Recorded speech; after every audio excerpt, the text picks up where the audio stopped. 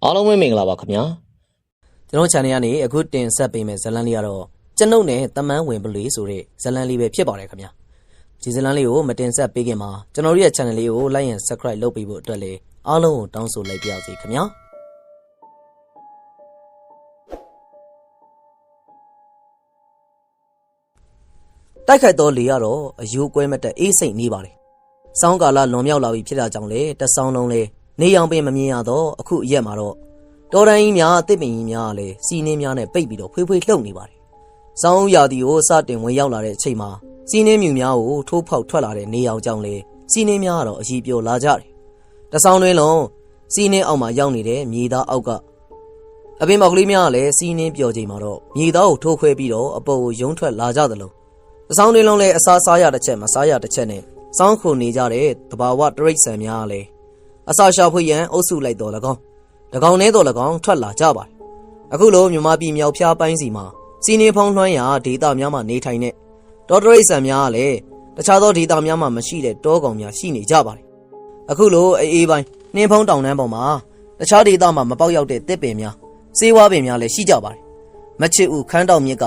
တစ်ဖက်နိုင်ငံမှာဈေးကောင်းရတဲ့ဆေးပင်ဆေးဦးလည်းဖြစ်တယ်အခုလိုရာသီမျိုးမှာတော့ဆေးဦးဆေးမြေဆေးပင်ရှာဖွေသူများကလည်းသူ့စုနဲ့သူရှာဖွေနေကြသလိုအမဲလိုက်မုတ်ဆိုးများကလည်းရောက်နေကြပြီဖြစ်ပါတယ်ကျွန်ုပ်နဲ့မုတ်ဆိုးလက်တင်တပည့်ကျော်တာဝါကလည်းမြန်မာပြည်မြောက်ပိုင်းကိုရောက်ရှိလာကြတာဒီနေ့နဲ့မှထဲထွက်ရင်တော့3ရက်တင်ပြည့်ပြီဖြစ်ပါတယ်ကျွန်တော်တို့ရောက်ရှိလာတဲ့အကြောင်းကတော့ကျွန်ုပ်ရဲ့အတိမိတ်ဆွေဒေသခံမုတ်ဆိုးစောနွယ်စေထန်းရဲ့ဖိတ်ခေါ်မှုကြောင့်လည်းဖြစ်နိုင်ပါတယ်ဒီနေ့မှာတော့ကျွန်ုပ်တို့နေထိုင်ရာရခိုင်ရိုးမတော်တွင်ညောင်ကိုင်းကြီးရွာကိုစာတစောင်ရောက်ရှိလာပါတယ်တကူတကားနဲ့ကျွန်ုပ်ထံကိုစာတတန်ပေတတန်ပို့လာတဲ့စာကိုဖတ်ကြည့်ရမှာတော့စာကတော့အောက်ပါတိုင်းဖြစ်ပါတယ်တို့မောင်ဖိုးတေငါစောနွယ်စေထမ်းမယ်နင့်စီကိုငါစာရေးပြီးတော့ခေါ်ရတဲ့အကြောင်းကတော့ငါတို့ဒေသမှာအခုအင်မတန်ကြောက်လန့်စရာကောင်းတဲ့ကိစ္စတစ်ခုကြုံကြိုက်နေရတယ်အဲ့ဒါကြောင့်လေနင့်ကိုအကူအညီတောင်းတဲ့အနေနဲ့ဖိတ်ခေါ်လိုက်ရတာလာစေချင်ပါတယ်မြစ်ကြီးနားမှာငါစောင့်နေမယ်စောနွယ်စေထမ်းစာကတော့အချိတ်ဆက်မရှိသလိုတပ်ပုံအမှားမှားယွင်ယွင်းနဲ့လက်ရေးရလဲလက်ဘက်6လိုမျိုးတွန့်လင်ကောက်ကွေးနေတဲ့လက်ရေးနဲ့ရေးထားသောစာဖြစ်ပါတယ်စာဖတ်မိတဲ့ကျွန်ုပ်ကတော့ဇနီးဖြစ်သူကိုခရီးထွက်မဲ့အကြောင်းပြောပြီးအလင်းအမြန်ပဲခရီးထွက်ရင်ပြင်ဆင်มาတော့တယ်။စောင်းနဲ့စေထန်းတို့ဒေသကိုကျွန်ုပ်ရောက်စဉ်ကအတူတကွအမဲပစ်ပြီးတော့သွေးတောက်မိတ်ဆွေဖွဲ့ခဲ့ဘူးတယ်။တယောက်ဒုက္ခရောက်ချိန်နောက်တယောက်ကအသက်ပေးကာကွယ်ရမယ်ဆိုတဲ့ဂတိမျိုးလဲထားခဲ့ကြပါတယ်။ဒါကြောင့်လေကျွန်ုပ်ရဲ့သွေးတောက်မိတ်ဆွေကြီးခက်ခဲကြုံနေတဲ့ချိန်မှာကျွန်ုပ်ကူညီစောင့်ရှောက်ရမယ်။ကျွန်ုပ်ခရီးထွက်ရင်ပြင်ဆင်နေစဉ်မှာပဲတာဝါတော့ရောက်ရှိလာပါတယ်။အကွေးဖို့ဒီနေ့တော့မလဲဘူးလားဗျ။ဟာမြောက်ပိုင်းကိုခရီးထွက်เสียရှိတယ်တာဝါရဲ့အဲ့ဒါကြောင့်ပြင်ဆင်နေတာဒါဆိုကချင်ဘက်ပေါ့ဗျတယောက်တည်းမသွားပါနဲ့ဗျကျွန်တော်ကလိုက်ခဲ့ခြင်းနဲ့ကိုကြီးမလိုက်ပါနဲ့ကွာခကြီးကအဝေးကြီးပဲကွာဘလောက်ကြာမယ်မန်းလဲတွတ်ဆလို့မရဘူးလိုက်မယ်ကိုကြီးကျွန်တော်ကအမဲပြစ်တာတခြားနယ်ကိုလည်းမရောက်ဘူးသေးဘူးဗျနောက်ပြီးတော့နေမြေအစ်စ်ကိုခကြီးထွက်เสียကြုံရင်ခေါ်မယ်ဆို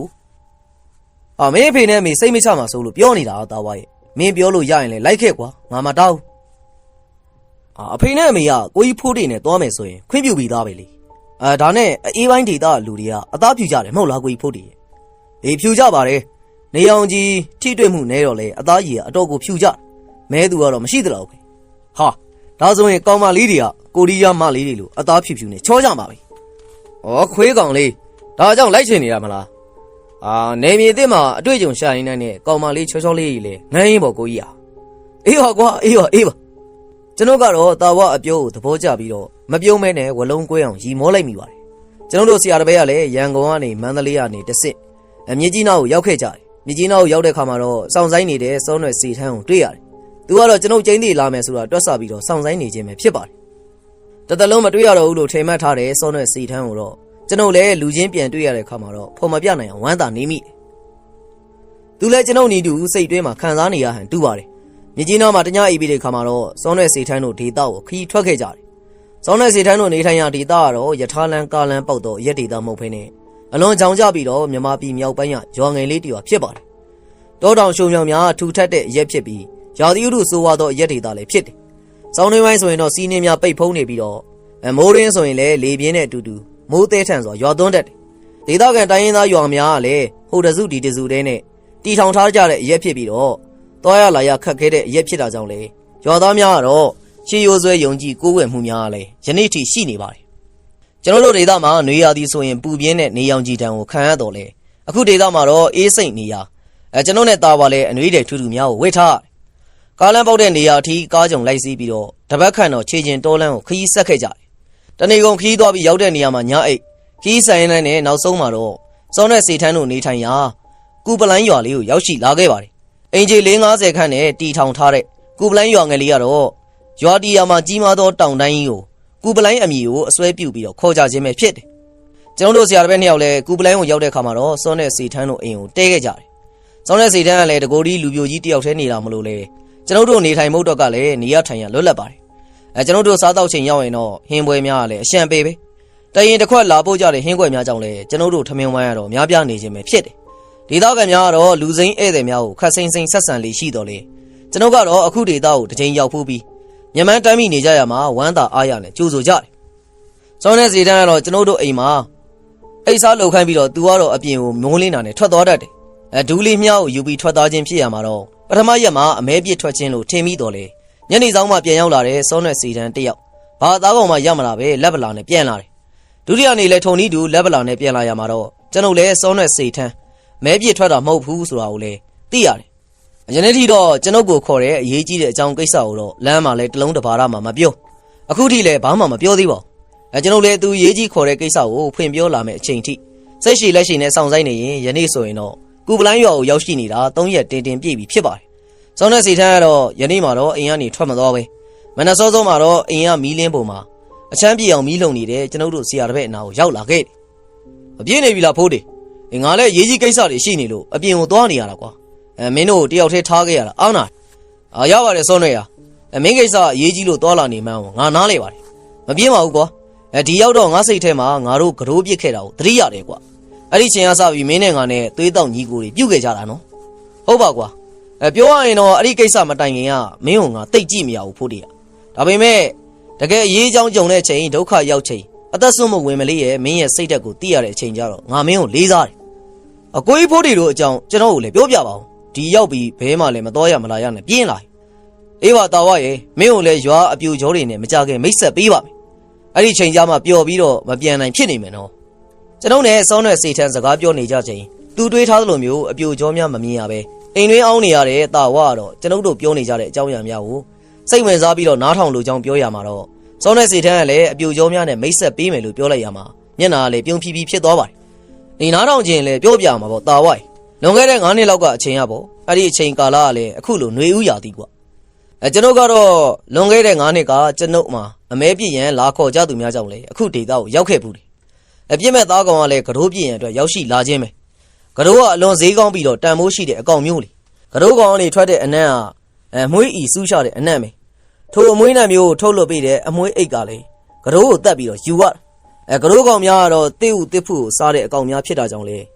မိတ်လိုက်ချိန်တွေဥရကာလမှာကတိုးကောင်ရှိတဲ့တောကလေကတိုးများနဲ့ရနေတတ်တယ်မိတ်လိုက်ပုံကလည်းထူးဆန်းတယ်လေဖိုမသဘာဝအရာမိတ်လိုက်ချင်းမျိုးမဟုတ်ဖ ೇನೆ သဘာဝကိုစန့်ကျင်တဲ့သဘောမျိုးပဲမိတ်လိုက်ရာသီမှာကတိုးထီးရဲ့ကိုခန္ဓာအမွှေးအိတ်အတွင်းကနေစူးရှရှအနက်တစ်မျိုးထွက်ပြီးတော့ထိုအနက်ကိုရတဲ့ကတိုးမများကတော့ကတိုးထီးရှိရာကိုရှာဖွေပြီးရောက်လာတတ်ကြတယ်ကတိုးထီးကတော့သူ့ထံရောက်လာတဲ့ကတိုးမများကိုရှောင်ကွင်းပြီးပတ်ပြေးတယ်ကတိုးမများကလည်းကတိုးထီးရဲ့နောက်ကိုလိုက်ရင်းကတိုးထီးကိုမှီတဲ့ချိန်မှာတော့ကတိုးထီးရဲ့အမီးကိုအားရပါရစုပ်ကြတယ်ကတိုးထီးအမီးမှာတော့ဘူးလုံးလေးတွေရှိပြီးတော့မိတ်လိုက်ရာသီမှာထိုဘူးလုံးလေးများမှာနှုတ်ရည်များလို့အရည်များရှိတဲ့ကတိုးမဘူးလုံးကိုစုပ်ယူတဲ့အခါမှာသူစုပ်ယူလိုက်တဲ့ကတိုးထီအမီးကဘူးလုံးကနေအဲ့ဒီအရည်နဲ့လဲကိုဝင်တီးပြီးတော့မွေးဖွားခြင်းပဲဖြစ်တယ်ကျွန်ုပ်တို့ကတိုးပြည့်ရန်ကူပလိုင်းရွာကိုရောက်တဲ့အခါမှာတော့ဒေသခံမုတ်ဆိုးဖြစ်တဲ့စောနွယ်စိတ်ထန်းကိုငှားရမ်းပြီးတော့ကတိုးအပြစ်ထွက်ခဲ့တယ်ကျွန်ုပ်တို့ကကတိုးရှိရာတောင်များကိုသွားနေကြချိန်မူးနောင်နေဟန်တူတဲ့ဝင်းပလေးတကောင်ကလည်းကျုပ်တို့ရဲ့လူစုဘေးကနေဖျက်လျှောက်သွားတယ်လူတွေကိုခါတိုင်းချိန်အတွေ့မခံတဲ့ဝင်းပလေးကတော့အခုလိုလူအုပ်နီးကနေဖျက်သွားခြင်းရလဲထူးဆန်းနေတာကြောင့်ကျွန်ုပ်တို့လည်းအံ့ဩနေကြပါတယ်အဲ့ဒီနောက်မှာကတိုးကောင်ရှိနေပြီးတော့ကတိုးကိုလည်းဘယ်သားစားတတဝါမှအန်ရမပြုတ်နိုင်ကြဘူးသူ့ရဲ့ကိုရင်းကထွက်တဲ့ရနန်းကလည်းတခြားတောတဝါတွေရှူရှိုက်မိရင်အခုလိုပဲဝင်းပလီလိုမူးဝေသွားတဲ့ကြလို့ပဲစောနဲ့စိတ်ထန်ပြောမှပဲသဘောပေါက်နားလေပါတော့တယ်လူသားတွေအတွက်ကတော့ကတိုးကောင်ရဲ့ရနန်းဟာမှုတ်ရနန်းဖြစ်နေတော့လေတခြားသောတောတဝါများအတွက်ကတော့မူးနောက်စေတတ်တဲ့အစွမ်းရှိမှန်းကိုလည်းအခုမှပဲသိရတယ်ကျွန်တော်တို့နှာခေါင်းတွင်းကိုလည်းစူးရှရှအနက်တစ်မျိုးရှူရှိုက်မိရမှာစောနဲ့စိတ်ထန်ပြောတဲ့ကတိုးရနန်းမှန်းကိုသိရတယ်ကျွန်တော်ကတော့ကတိုးတစ်ခါမှမဖြစ်ဘူးတာကြောင့်လေ ကတော့ပြည့်ရမယ်အရေးအတွက်လဲရင်ခုန်စိတ်လှုပ်ရှားနေပါတယ်ဒီချိန်မှာတော့စီးနှင်းများအရေးပြောစီးဆင်းနေတဲ့တောင်ကျချောင်းနှဘေးမှာတစ်ဖက်ကမ်းပါးကိုတက်နေတဲ့ကတော့တကောင်တွေ့ရတယ်အဲ့ဒါကြောင့်လဲကျွန်ုပ်တို့ကလူခွဲနေနဲ့ကတော့ကောင်ရှိရအောင်ချင်းကပ်လိုက်ကြတယ်ကတော့ကဝါဖိုက်နဲ့အထီးကောင်ဖြစ်ပြီးတော့တဆောင်တွင်လုံးရေခဲပြင်အောက်ရောက်နေရအခုလိုຫນွေဦးကာလမှာအပေါ်ထိုးတက်လာပြီးတော့ပေါက်ရောက်နေတဲ့တစ်ပင်ငယ်များကိုစားတော့လျက်ရှိပါတယ်ကျွန်တော်တို့လည်းတနက်ပြစ်လက်တကန်းအမိကိုရောက်တဲ့အခါမှာတော့ဝစ်ချလိုက်ပြီးပြစ်ကွင်းကောင်းတဲ့စောနွယ်စီထန်းကိုတော့ပြည့်ရန်လက်ဟန်ချေဟန်ပြလိုက်ຫນွေဦးလေးပြားလည်းအေးမြစွာတိုက်နေပါတယ်အန်ဒီရဲ့ကိုဂယုမထားနိုင်တဲ့ကတော့ကောင်ကတော့ရွက်နုလေးများကိုစားတော့နေစင်မှာစောနွယ်စီထန်းကလည်းသူ့ဒူးလေးကိုကတော့ကောင်ရှိအောင်ချိန်ရွယ်လိုက်တယ်ပြစ်ကွင်းကောင်းပြီးနီးကပ်လွန်းတဲ့အကွာဝေးဖြစ်တာကြောင့်လေပြစ်မှတ်ကလွဲချော်စရာမရှိမှန်းကိုကျွန်ုပ်စိတ်ထဲမှာတွေးနေနေနဲ့စိတ်ထဲမှာရုတ်တရက်လေးလံသွားမိတယ်အန်ဒီရဲ့တစုံတရာနဲ့ကြုံအားကန်ဒီမှာရနေကြဖြစ်တဲ့စိတ်ခံစားမှုမျိုးဖြစ်တာကြောင့်လေကျွန်တော်လည်းပုံအောင်နေရနေဘေဘီဝဲရကိုကြည့်လိုက်တဲ့ခါမှာတော့မြင်လိုက်ရတဲ့မြင်ကွင်းကြောင့်လည်းစိတ်ထဲမှာထိတ်ခနဲဖြစ်ပြီးလိုရမယ်ရမောင်းတင်ထားတဲ့တနက်ကိုစောနွယ်စိတ်ထမ်းပုံးခွေရနေရအနီးကိုထိုးချိန်ပြီးတော့ပြစ်ချလိုက်ပါတယ်ကော်တိုက်ရန်အားပေါက်ကွဲတန်ကလည်းပတ်ဝန်းကျင်ကိုလွှမ်းခြုံပြီးထွက်ပေါ်လာတယ်ကတော့ကောင်ကလည်းတနက်တန်ကြောင့်အဝေးကိုထွက်ပြေးသွားပါတယ်အဖွဲသားများကလည်းမမျော်လင့်တဲ့ကျွန်ုပ်ရဲ့တနက်ပြစ်ခတ်မှုကြောင့်အားလုံးအံ့ဩကြသလိုကြာကြာလေးမှန်ဩနိုင်တော့အကြောင်းကတော့စောနွယ်စိတ်ထမ်းနဲ့ဝါတရက်အကွာကြောက်တုံးကြီးရဲ့နောက်မှာပုံအောင်ပြီးတော့စောနွယ်စိတ်ထမ်းအပေါ်ခုံအုပ်ရန်စူးစမ်းနေတဲ့ကြားတကောင်ကတော့ခုံအုပ်လိုက်တဲ့အချိန်နဲ့တပြိုင်တည်းမှာကျွန်တော်ပြစ်ခတ်လိုက်တဲ့တနက်ပြစ်ချက်ကလည်းဂျက်ကောင်းကိုထိမှန်ဟန်နဲ့မြေပြင်ပေါ်ကိုပြုတ်ကျသွားပြီးမြေကြီးပေါ်ကိုကုတ်ချစ်ပြီးတော့မန်ဖီအော်ဟစ်ပြီးကျွန်တော်ကလည်းပုံမစိတ်ချစေရန်အတွက်ကြားကြီးအနီးကိုတိုးသွားပြီးတော့နောက်ထပ်တစ်ချက်ပြစ်လိုက်ရမှာကြားကြီးကလည်းငြိမ်ကျသွားပါတယ်ဟာကြားကြီးပါလားနဲတဲ့ကောင်ကြီးမဟုတ်ဘူးကတော့အနံ့ကိုတခြားတရိတ်ဆန်နေမူးနောက်ကြကုန်နေဆိုဒီကြားဘာမှမဖြစ်ပါလားရေခဲတောင်တန်းနေမှာကြားမရှိဘူးလို့ပြောတန်ကြားဘူးလားကြားရှိနေပါလားငါအသက်ကိုကယ်ပေးတာကျေးဇူးပဲဖိုးတေရနောက်ဆိုလဲသတိထားပေါ့ကွာကြားတွေကအနံ့အာယုံကိုမခံစားနိုင်ဘူးလေဒီတော့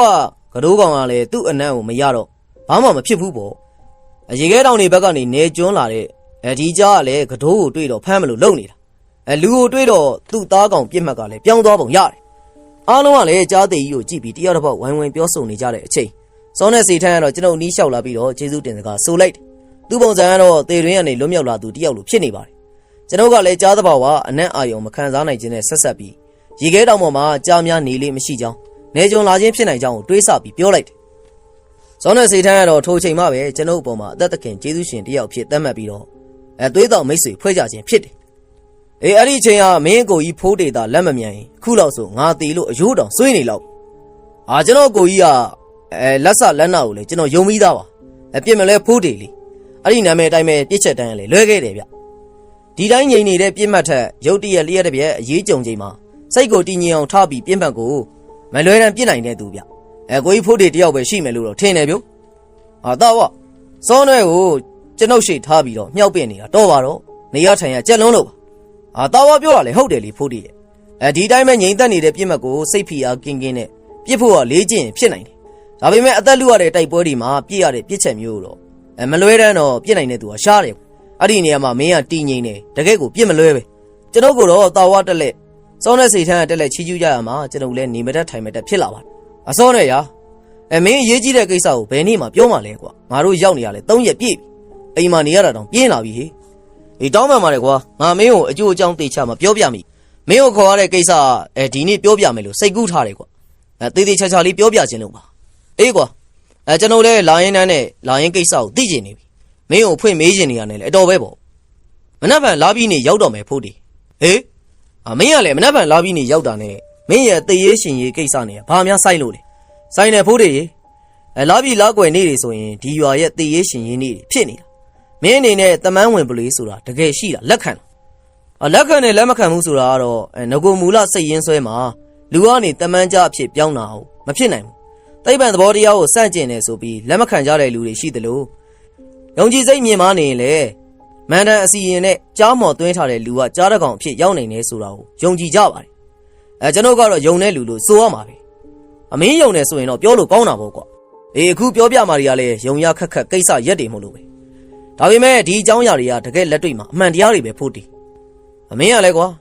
မင်းစကားတွေကလည်းပဏာမညီတန်းနေစတာလဲစိတ်ဝင်စားစရာကောင်းနေစွန်းနေငါစိတ်ဝင်စားသွားပြီကွာဆက်စမ်းပါကျွန်တော်ကတော့စကားတစားဆင်ပြီးတော့အစချီလာတဲ့စောနွယ်စီထန်းရဲ့ဇလန်းကိုအထူးတလဲစိတ်ဝင်စားသွားမိတာကြောင့်လဲဆက်ပြောရန်အတွက်လောဆော်မိပါတယ် အခုငါတို့ရွာသားတွေကြုံရတဲ့ကြောက်စရာဇလန်းရဲ့အစလို့ဆိုရမယ်အကြောင်းအရာကတော့အဲ့အကြောင်းအရာနေစပြောမှပဲဇလန်းတစ်ခုလုံးမင်းတို့သဘောပေါက်နားလည်မှာဆိုတော့အစအနေအခုချိန်နေထိငါပြောပြပေးပါမယ်ပြီးရင်တော့အကြံဉာဏ်ပေးဖို့အပြင်ဘက်မနက်ခင်းကလည်းကောင်းကင်မှာတိမ်များအုံဆိုင်လျက်အေးမြတဲ့လေရလဲတတုံတုံတိုက်ခတ်နေပါတယ်စောနဲ့စီထန်းကတော့အလွန်တရာထူးခြားပြီးစိတ်ဝင်စားပွဲကောင်းတဲ့ဇလန်းတစ်ပုဒ်ကိုကျွန်ုပ်တို့ကပြောပြတယ်။ဆောင်းရသည်ရဲ့နေ့တစ်နေ့အလွန်ရာသီဥတုဆိုးရတယ်။ကူပလိုင်းရွာသားမန်ထီတယောက်ကတော့မနက်ပိုင်းအချိန်မှာရာသီဥတုတာယာနေတာကြောင့်အမဲပြစ်ထွက်လာရမှာနေ့လယ်ပိုင်းအချိန်မှာမုန်တိုင်းနဲ့ကြုံရတယ်။မန်ထီကတော့မိခင်ကြီးနဲ့နေထိုင်သူဖြစ်ပါတယ်။ဖခင်ကြီးဆုံးပါပြီးတခြားသောညီကိုမောင်နှမများအိမ်အောင်ကြပြီးတော့အိမ်ခွဲကုန်တာကြောင့်လေလူပြိုလူလို့မန်ထီကတော့မိခင်အိုကြီးနဲ့နေထိုင်ပြီးတော့လောက်ကင်ကျွေးဝင်းနေသူတယောက်ပါ။ရိုးရတလေးရာအရွယ်ရောက်တဲ့ယောက်ျားတိုင်းကတော့မုတ်ဆိုးပညာကိုလက်ဆင့်ကမ်းပြီးတက်မြောက်ကြရမှာမန်ထီကလည်းသူတက်မြောက်ရမုတ်ဆိုးအလုံးနဲ့ဆေးပင်ရှာဆေးဥရှာတဲ့အလုံးများလောက်ကင်နေသူဖြစ်ပါတယ်။တတိကောင်းပြီးတော့အကြောင်းလည်းမရှိတဲ့မန်ထီကလည်းတောတော်များမှာတယောက်ထဲညအိမ်ညနေပြီးတော့အမဲပြစ်သူလည်းဖြစ်တယ်။တောင်ပေါ်ဒေသနေသူများကတော့ရိုးရာယုံကြည်ကိုးကွယ်မှုအရနတ်ကိုးကွယ်ကြပြီးတော့နတ်ကျန်းနဲ့နေမြေဆိုရင်လူကြီးဒီမောင်များပြောစကားကြောင့်လည်းစိတ်ထဲမှာအကြောက်တရားဆွဲပြီးတော့ထိုနေရာများမှာသားကောင်ပြစ်ချင်းဆေးပင်ဆေးဥရှာခြင်းကိုမပြုလုပ်ရဲကြတော့လေထိုထဲရတော့မန်ထီတယောက်မပေါ့။သူကနတ်ကျန်းပြီးတော့လူသွားလူလာမလုပ်တဲ့နေမြေများမှာတယောက်ထဲအမဲပြစ်စိတ်မြင့်စေးဥများကိုရှာဖွေပြုလုပ်နေသူပဲဖြစ်ပါတယ်။အမြည်သည့်အချောက်လန်အမြည်သည့်ဘေးရန်နေမှာမကြုံတာကြောင့်လေသူ့အတွက်တော့ထိုနေရာများတမန်နေရာများနဲ့မထူးခြားသလိုမျိုးလို့လဲစိတ်ထဲမှာမှတ်ယူထားတယ်။မန်ထီကူးရောက်နေတဲ့နေရာကတော့ကြီးမားတဲ့တောင်တန်းကြီးများကြားကဂျိုင်ဝမ်လွင်ပြင်တစ်ခုဖြစ်ပြီးတော့နာမည်ဆိုးနဲ့လည်းဂုံတရင်ကြော်စောတဲ့နေရာဖြစ်ပါတယ်။ဝင်းပလီတောင်ကြားအခုနယ်မှာနာမည်ဆိုးနဲ့ကြော်ကြားတဲ့နေရာတစ်ခု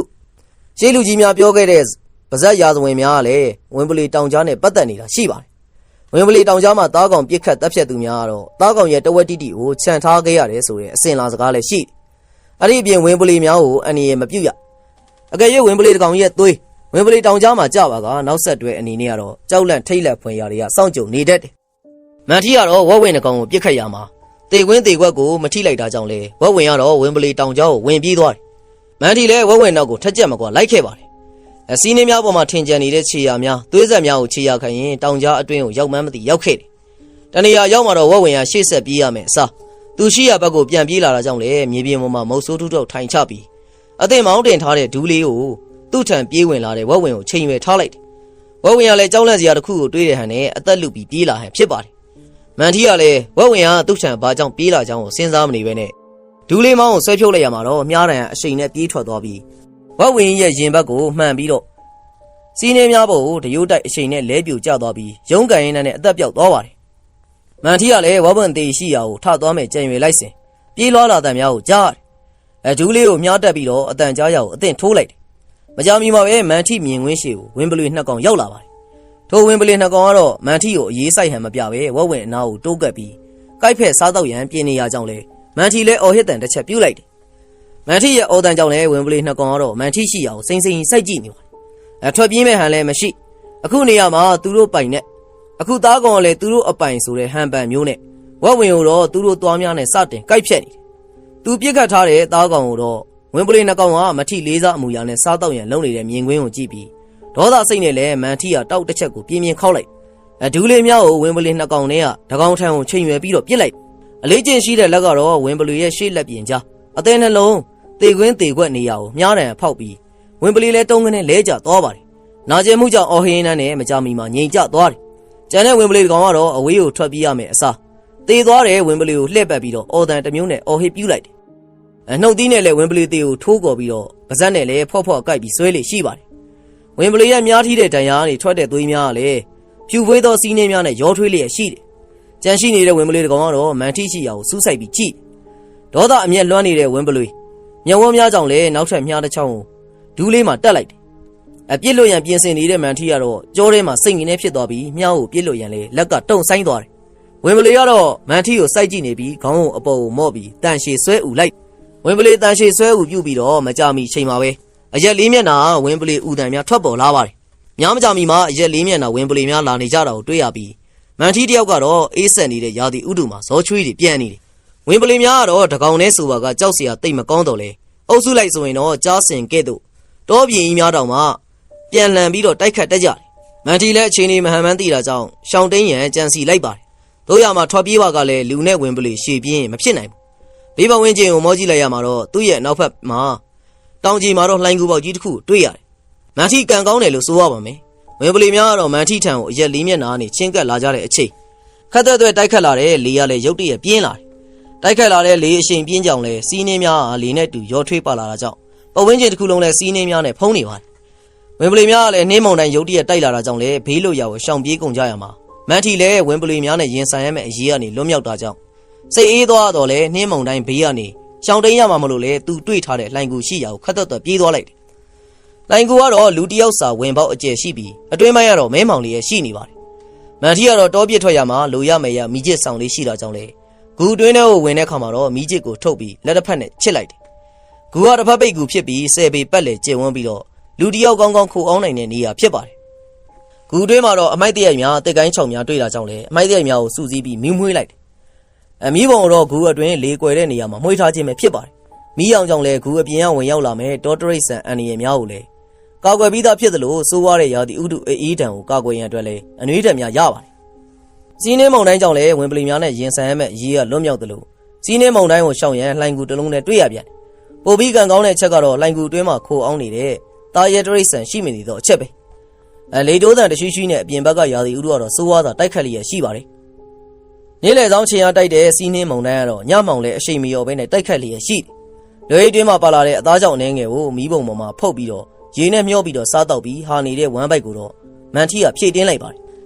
်ညနေလာတဲ့အခါမှာတော့တိုက်ခတ်နေတဲ့လေကလည်းအရှိန်လျော့လာ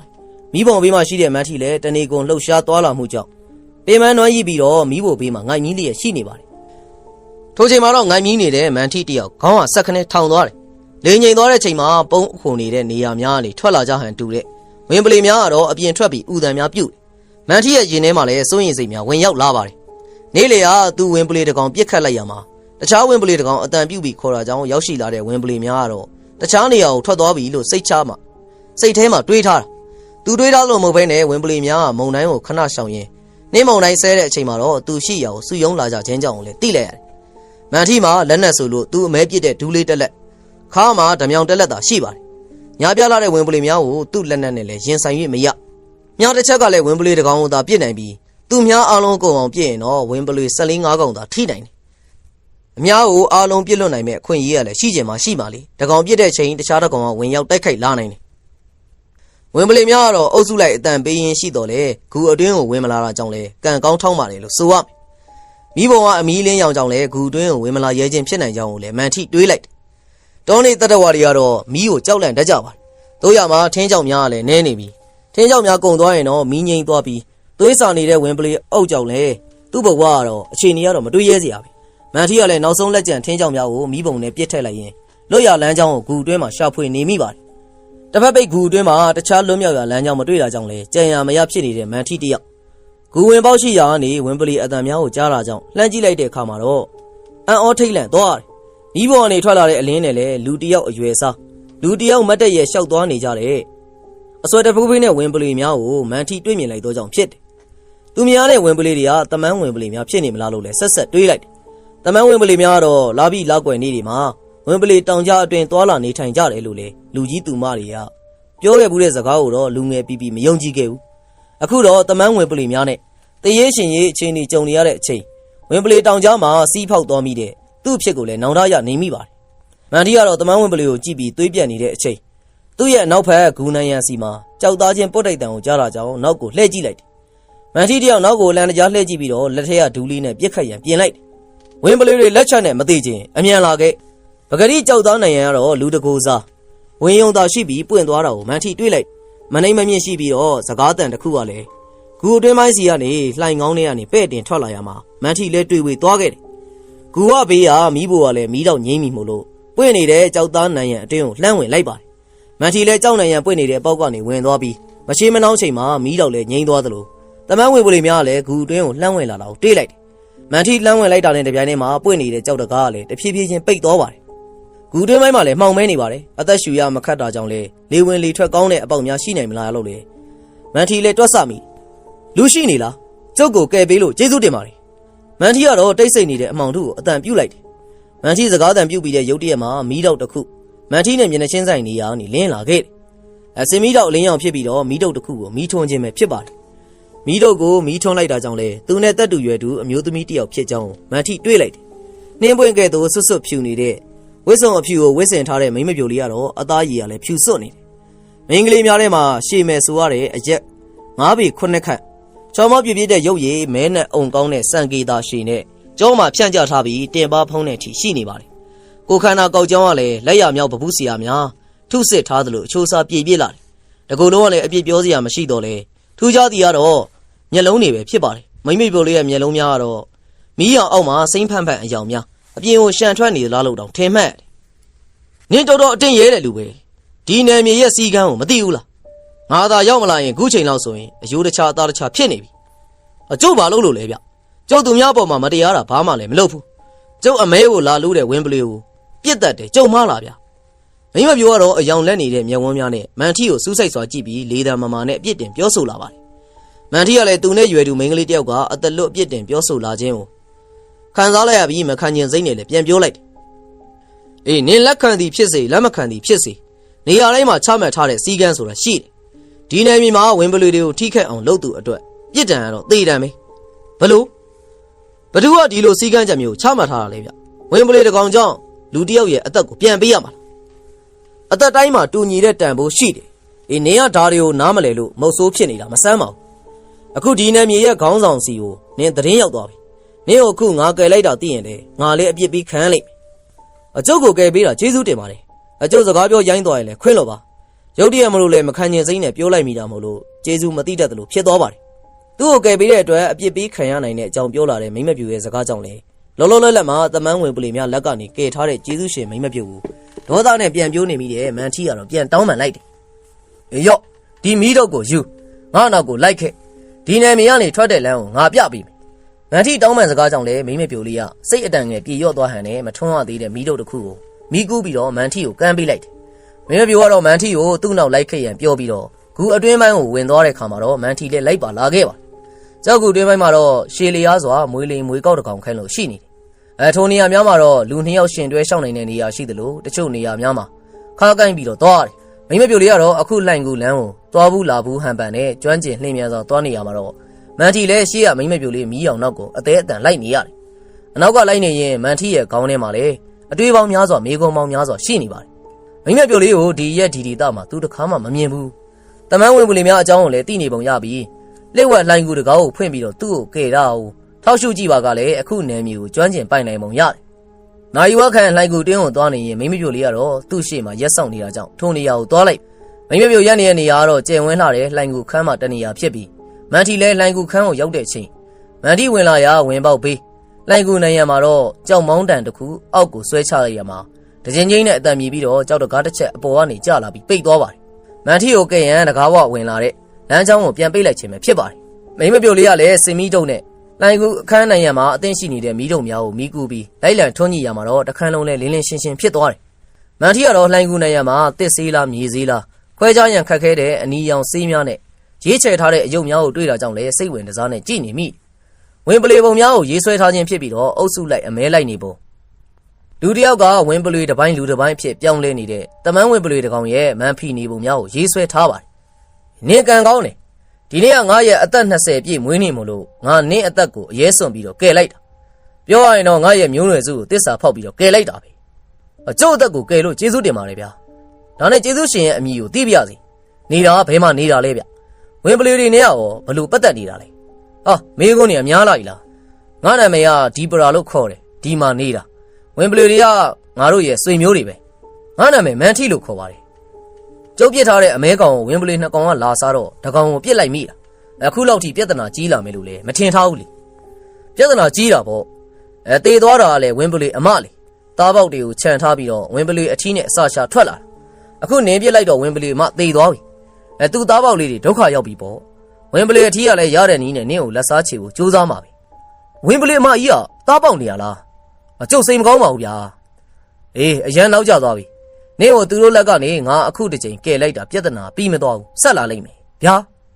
ဒီပလာဆိုတဲ့မိမပြူကတော့စကားကိုရှေ့ဆက်မလာတော့မန်ထီနေနဲ့လ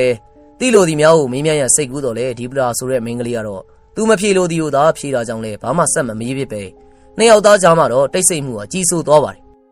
အချိန်များကလည်းတရွေ့ရွေ့ကုံဆုံးလာခဲ့တယ် မိမပြိုလေးကတော့ကြောက်ထိုင်ကုန်တစ်လုံးမှာထိုင်ပြီးတော့မျက်လုံးမေးထားပါတယ်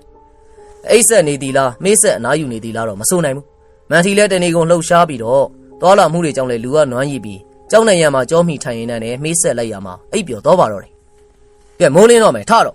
နင်ဒီနေရာကနေထွက်သွားရင်ငါနင့်ကိုအသက်ကယ်ပေးတာမေးလိုက်ပါနောက်အထူးသတိထားဖို့မှားချင်တာကတော့နင့်အနက်ကိုဝင်းပလီတွေမှတ်ထားလိုက်ပြီဒီတော့လာပြီလောက်ွယ်နေတယ်မှာအထူးသတိထားဖို့မှားချင်တယ်ဒီပရရဲ့စကားတန်ကြောင့်လဲစက်ခနဲ့လန့်နိုးလာပါတယ်ဒီပရကလည်းသူမနဲ့တွေ့ကြုံခဲ့တဲ့အကြောင်းလစ်ဝက်ထားရင်ပြောဆိုလာတာနဲ့လေသတိပေးစကားလည်းပြောလာခဲ့တယ်ကျေးဇူးတင်ပါတယ်ဒီပရအခါခွင့်ကြုံရင်ဒီကျေးဇူးကိုဆက်ဖြစ်အောင်ဆက်ပါမယ်ကျုပ်ကတိပေးပါတယ်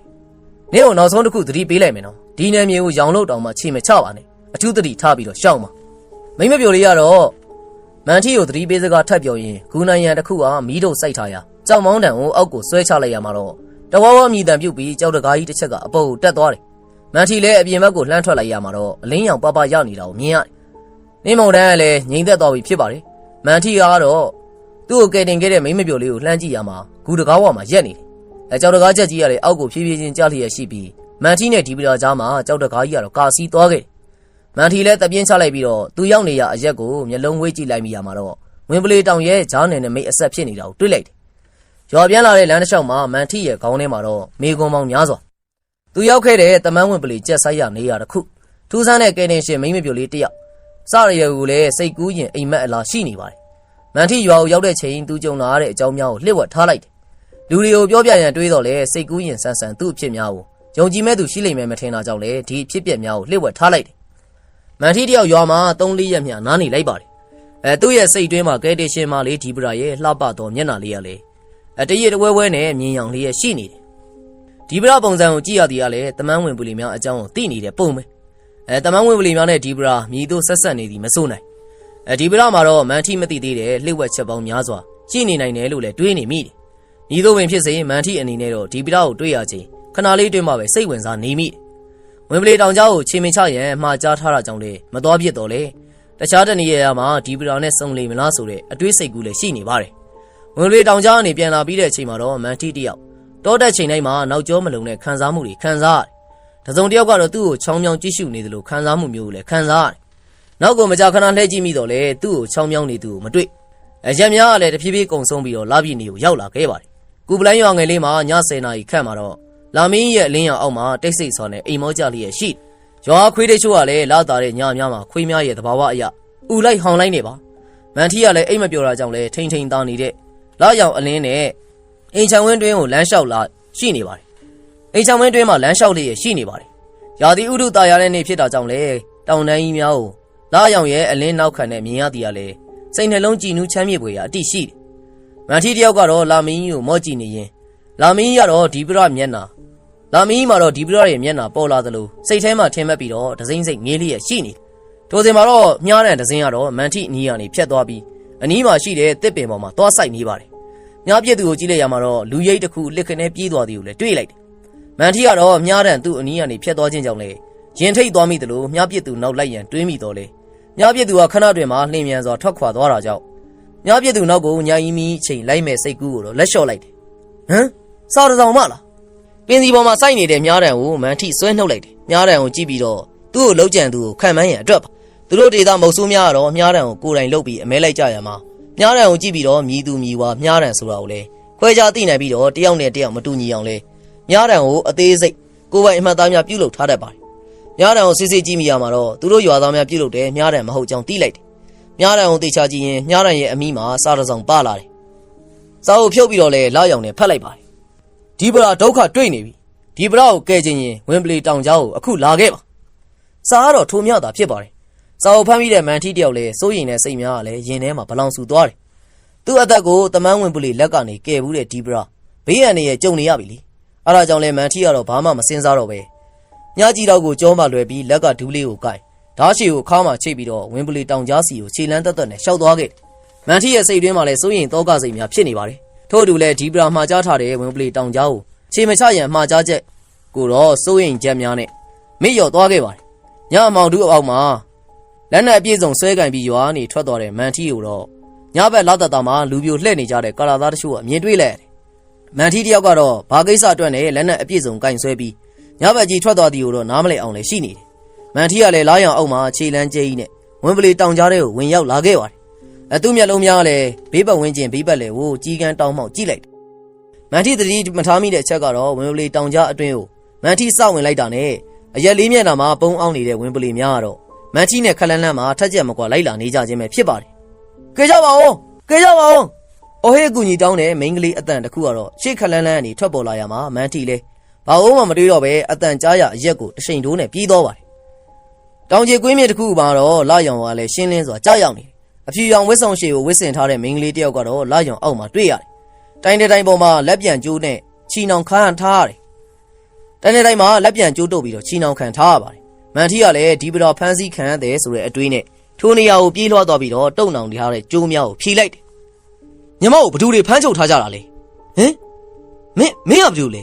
။မန်ထီကတော့ဒီပတော်ထင်မှတ်နေတဲ့မိန်းကလေးရဲ့လက်ကကျိုးများကိုဖြီးပေးရင်အခုမှပဲမျက်နှာကိုတေချာကြည့်ပြီးတော့အံ့ဩသွားခဲ့ပါတယ်။အကြောင်းကတော့ထိုမိန်းကလေးကသူထင်ထားသလိုဒီပတော်မဟုတ်ပဲဒီပတော်နဲ့ရုပ်ချင်းအနှဲငယ်စင်နဲ့တခြားလူတစ်ယောက်ဖြစ်နေတာကြောင့်ဒီပတော်ရောင်ဆောင်ထားတဲ့မိန်းကလေးကလည်းမန်ထီအံ့ဩတုန်လှုပ်နေတဲ့အဖြစ်ကိုကြည့်ပြီးလောင်ပြောင်ပြီးတော့ရီမောလိုက်တယ်။မိန်းကလေးရဲ့ရည်တန်တဲ့အတူသူတို့နှစ်ယောက်ကိုဝိုင်းပတ်နေတဲ့အနက်ရောင်ဝစ်ဆောင်ရှည်ဝစ်စင်ထားသူများကလည်းစက်ဝိုင်းပုံတရွေ့ရွေ့နဲ့ချင်းကပ်လာသူကိုတွေ့လိုက်တယ်။မင်းတို့ဘသူတွေလဲ။ဘာအတွက်ကျုပ်ကိုလိန်ညာပြီးတော့ခေါ်ရတာလဲ။မန်ထီစကားကြောင့်ဒီပရာအယောင်ဆောင်ထားတဲ့မိန်းကလေးကလည်းအံ့ကြိတ်လိုက်တယ်။သူမပုံစံကလည်းဒေါသအမျက်ချောင်းချောင်းထွက်နေတဲ့ပုံစံဖြစ်ပါတယ်။နင့်စီကအကျွေးရစရာရှိလို့ခေါ်လိုက်တာပဲ။ဝင်းပလေးတကောင်ကိုနင်တတ်လိုက်တာမှတ်မိသေးလား။အဲ့ဒီအကျွေးကိုတောင်းဖို့အတွက်နင့်ကိုထောင်ချောက်ဆင်ပြီးတော့ခေါ်လိုက်တာ။ငါအသားကောင်ကိုလူးတယ်ဝင်းပလေးကိုငါတတ်လိုက်တကယ်လို့အဲ့ဒီအတွက်ငါမှားတယ်ဆိုရင်ငါတောင်းမယ်ပါတယ်တကယ်လို့ယော်ကြီးတောင်းမယ်ဆိုရင်လည်းပေးပါငါဘာလို့ပေးရမလဲပြောပါနင်ပေးရမယ်ယော်ကြီးကတော့အသက်တစ်ခုအတွက်အသက်တစ်ခုပဲနင်အသက်ကိုပြန်ပေးရမယ်အဓိပ္ပာယ်မရှိတာတွေမပြောပါနဲ့ဗျဒီပရာဘဲမှာလဲဗျဒီပရာကိုမင်းတို့တွေဘာလို့လိုက်ကြပြီလဲပြောစမ်းဒီချိန်မှာနင်တွေးရမှာနင်ကိုဒုက္ခမရောက်ဖို့ပဲကဲပေးဆက်ရဖို့လဲချိန်တန်ပြီစကြတော့ဟဲ့ဒီပရာအတွက်စိုးရိမ်နေတဲ့မန်ထီတယောက်သူ့အသက်အန္တရာယ်ကိုပင်ဂယုမဆိုင်နိုင်ပဲရှိနေပါတယ်ဒီပရာနဲ့ရုပ်ချင်းနှဲငယ်စင်းတဲ့မိန်းကလေးကအမိတ်ပေးတံပြုလိုက်ရမှာတော့သူတို့အနီးရက်လေးမျက်နှာကနေဝင်းပလီဥတံများထွက်ပေါ်လာသည်ကိုလည်းကြားတယ်မန်ထီကတော့နားများဥသွားတဲ့ကြောင့်လေလက်ဝါးနဲ့သူ့နားနှစ်ဖက်ကိုပိတ်လိုက်တယ်ထူးခြားမှုအဖြစ်ကောင်းကင်ပြင်ကလည်းပြေဝိုင်းပြီးတာနေတဲ့လာမင်းကြီးမှလည်းအနီးရောင်အရေးများတန်းလာပါတယ်မန်ထီကလည်းသူ့ရဲ့ဘေးပတ်လေကလူများကိုကြည့်လိုက်တဲ့အခါမှာထိုလူများရဲ့ပြောင်းလဲမှုကိုအခုမှသတိပြုမိတာကြောင့်လေထိတ်လန့်တကြားဖြစ်သွားတယ်မန်ထီရဲ့ဘေးကလူများကတော့လူအဖြစ်ကနေတဖြည်းဖြည်းနဲ့ကြောက်စရာဝင်းပလီများအသွင်ကိုပြောင်းလဲသွားတယ်။တမန်ဝင်းပလီများကလည်းလူကနေဝင်းပလီပြောင်းလဲနေပုံကိုတော့မျက်ဝါးထင်ထင်တွေ့မြင်ရခြင်းပဲဖြစ်ပါတယ်။မန်ထီကတော့အန်နီရဲ့တောထဲကိုရောက်နေတဲ့သူ့အချင်းတွေကိုတွေ့ရင်ထိတ်လန့်သွားမိတယ်။အရက်လေးမျက်နှာမှာတမန်ဝင်းပလီများနဲ့ရိုးရိုးဝင်းပလီများရှိရနေရသူ့အတွက်မြေရှိုးမိုးပြန်နိုင်တဲ့အစွမ်းသာရှိရင်လွတ်မြောက်နိုင်မဲ့အရေးကိုတွေးပြီးတော့ရင်ထိတ်သွားခဲ့ပါတယ်။ဒီပရာနဲ့တူတဲ့မိန်းကလေးကလည်းဘေးပတ်လည်မှာတမန်ဝင်းပလီများကိုကြည့်ပြီးတော့ကောက်ကျစ်စွာပြုံးလိုက်တမန်ဝင်ပလီများကတော့လှုပ်ရှားမှုမပြုကြသေးပဲမန်ဖီဟင်းဟောက်တံများကိုပြုတ်နေခြင်းကလည်းမန်ထီတယောက်ကြောက်လန့်စွာကြားနေရတယ်။တမန်ဝင်ပလီများကတော့ဒီပရာနဲ့ရုပ်ချင်းစင်တူတဲ့မိန်းကလေးရဲ့အမိန့်ကိုစောင့်နေတယ်။အမိန့်ပေးတဲ့ထွက်လာပါကလည်းမန်ထီကိုတော့အယိုးတခြားအသားတခြားစီဖြစ်အောင်ကိုက်ဆွဲကြမှာတော့ကျင်းနေပါတယ်။ရုပ်တရက်မန်ထီရဲ့စိတ်ထဲမှာလည်းအတွေးတစ်ခုဝင်လာတယ်။ထိုအခါမှာခါးကြားဓာတ်ကိုတန်အင်ကနေလှိမ့်မြန်စွာထုတ်ပြီးတော့ဒီပရာနဲ့တူတဲ့မိန်းကလေးကိုသူ့ရင်ခွင်ထဲကိုရုပ်တရက်ဆွဲသွင်းပြီးတော့လေပင်ကိုဓာတ်နဲ့တိတ်ထားလိုက်။ဟမ်နေဒါဘာလုပ်တာလဲ။သိချင်းလို့လားငါမသေးခင်လောလောဆယ်ရင်သေးရမှာနင်ဖြစ်သွားလိမ့်မယ်ငြိမ်လိုက်ခဲ့မန်ထီကတော့ဒီပလာနဲ့တူတဲ့မိန်းကလေးကိုတစားကန်လုပ်ပြီးတော့ဝင်းပလီတောင်ကြားအပြင်ဘက်ကိုတရွှေ့ရွှေ့ထွက်ရမှာတော့တမန်ဝင်းပလီများနဲ့တခြားသောဝင်းပလီများကလည်းစားမတက်ဝါမတက်နဲ့မန်ဖီဟင်းဟောက်လျက်ရှိနေကြတော့လေအနားကိုကတ်မလာရဘူးမန်ထီကတော့အတွေးမှန်တယ်လို့ဆိုရပါလိမ့်မယ်မိန်းကလေးကလည်းဒေါသအမျက်အချောင်ထွက်နေတဲ့ဟန်ရှိတော့လေမန်ထီရဲ့ဓာတ်ဟာသူမရဲ့လေပင်ပေါ်ရောက်နေတာကြောင့်ဒေါသကိုအပြင်ထွက်ခွင့်မရနင့်ကောင်နေနဲ့ဝင်းပလီတွေကိုခြံနေရစ်ဖို့ပြောလိုက်ငါဘာလို့ပြောရမှာလဲဒီကောင်လေးကသွေးစာနေတာနင့်လေချောင်းသွေးကိုတောက်ချင်နေတာလေဒီမိန်းမကတော့နင့်ကောင်လေးငါလေချောင်းသွေးကိုမတောက်ခင်ငါဓာတ်ကလည်းနင့်လေချောင်းသွေးကိုအရင်ဖောက်ပြီးတောက်သွားလိမ့်မယ်ဒီပြောမလားမပြောဘူးလားကောင်းပြီနင်ငါ့ကိုလွတ်ပြီဒါဆိုရင်နင့်ကိုတောက်ခွင့်ပြုမယ်ဒီလိုတော့ဘယ်ရမလဲဒီနယ်မြေကနေတို့နယ်မြေဆိုတော့ငါစိတ်ချရတဲ့နေရာရောက်ရင်နင့်ကိုလွတ်ပေးမယ်ဟမ်ကောင်းပြီလေနင်ခုတစ်ချိန်ထပ်ပြီးတော့ကန်ကောင်းသွားတယ်မှတ်ငါသတိပေါ်သွားလို့နင်ကန်ကောင်းသွားတာနောက်တစ်ချိန်ဆိုရင်တော့နင်ကန်မကောင်းနိုင်တော့ပါဘူးမန်ထီအတွေးမှန်သွားပါတယ်မိန်းကလေးကိုတစားကန်လုပ်ပြီးတော့ခေါ်လာတာကြောင့်လေတမန်ဝင်ပလီများနဲ့ဝင်ပလီများကတော့အနားကိုကတ်မလာရေးကြသလိုမိန်းကလေးကလည်းလက်ကပြီးတော့နေချင်းရန်အချက်ပြလိုက်တာကြောင့်လေဝင်ပလီတောင်ကြားအဝင်နယ်မြေမှာကြံရစ်နေခဲ့တယ်ဒီပလာနဲ့တူတဲ့မိန်းကလေးကတော့တမန်ဝင်ပလီများနဲ့ ရိုးရိုးဝင်ပလီများကိုထိန်းချုပ်စေခိုင်းနိုင်သောအမိတ်ပေးနိုင်စွမ်းရှိသူဖြစ်၍လည်းမန်ထီလည်းအံ့ဩနေရတယ်။မိန်းကလေးကတော့ဝင်ပလီများနဲ့မိတို့ဆက်ဆက်ပတ်သက်နေသည်ကိုမသိထူးခြားသည်ကတော့အမှန်ပါပဲဝင်ပလီတောင်ကြားနဲ့ရွာကိုသွားရလမ်းတစ်ဝက်ရောက်တဲ့ခါမှာတော့ဘေးဘက်ဝင်းကျင်ကိုတေချာဂယူးဆိုင်ကြည့်ပြီးဘသူမှလိုက်မလာတာကိုတေချာတဲ့ခါမှာတော့မိန်းကလေးကိုပြန်လွှတ်ပေးလိုက်တယ်။ဝင်ပလီတကောင်ကိုတတ်မိလို့ဒီလောက်ထိကြီးတဲ့ပြဿနာတွေဖြစ်လာလိမ့်မယ်လို့ငါတခါမှမတွေးခဲ့မိဘူး။ငါအခုကြုံနေရတာတွေကစိတ်ရှုပ်လာပြီမို့လို့ဒီလောက်နဲ့ပဲတော်ကြရအောင်။နင့်ပေါ်လဲငါအညိုးမထားသလိုငါပေါ်လဲအညိုးထားရင်တော့လေကြေအေးပေးပါဟာ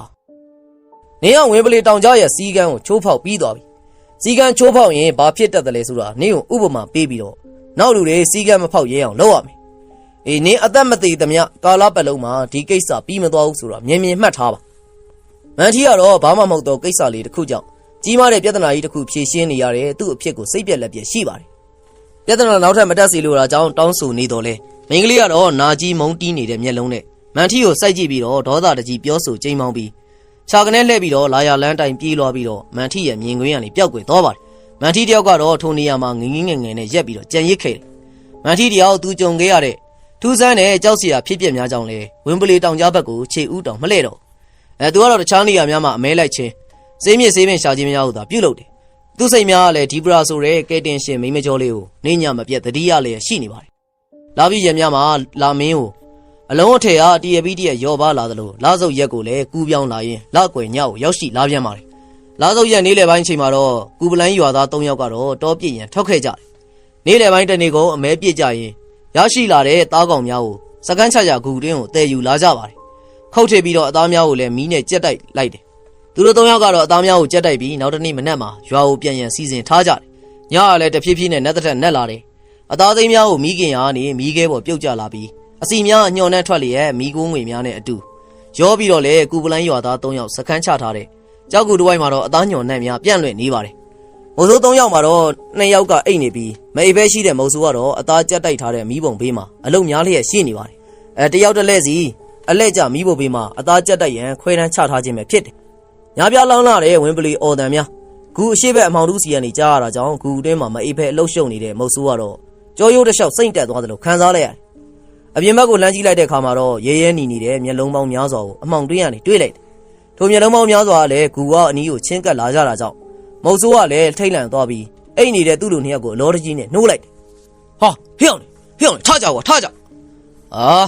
ငါစောင့်ရမယ်အလက်ရောက်ပြီလားကွာအခုမှအိတ်မလို့ရှိသေးတယ်။အိတ်ကောင်နေရကွာဘာဖြစ်လို့လဲ။အပြင်ကိုလှမ်းကြည့်လိုက်ကြဟေ့အောင်နေ။ဟင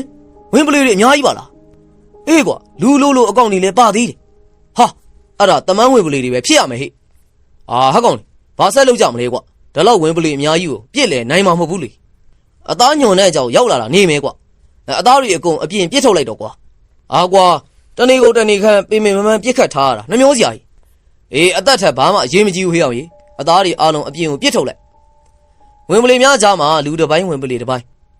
းတမန်းဝင်ပလီများပါရောပါနေပါတယ်။မုံဆိုးများကလည်းထိတ်တလန့်ဖြစ်သွားကြပြီးတော့တယောက်ကလည်းအသားများကိုအပြင်ကိုပြစ်ထုတ်ရန်ကြံပြုတ်ပြီးအခြားတယောက်ကနှမျောနေတာကြောင့်လည်းတားနေပါသေးတယ်။နောက်ဆုံးမှာတော့အသားများကိုအပြင်ကိုပြစ်ထုတ်လိုက်တယ်။ကြက်တိုက်ထားတဲ့မကြက်တဲ့အသားများအပြင်ကိုပြစ်ထုတ်လိုက်ရမှာတော့ဝင်ပလီများကလည်းအသားများကိုလူရဲစားတော့ကြတဲ့ခါမှာမန်တက်ပြီးတော့မန်ဖီတန်များလည်းကြားရပါတယ်။နောက်ဆုံးမှာတော့သူတို့အားလုံးမှာရှိသမျှအသားအမြုံလည်းကုန်သွားတယ်။ဝင်ပလီများကလည်းအသားများကုန်သွားတဲ့အထိထွက်မသွားကြသေးပဲစောင့်ကြည့်နေကြတော့ကြောင့်လေမုတ်ဆိုး3ယောက်ကတော့ကြောင်းလန့်စွာရှိနေတယ်။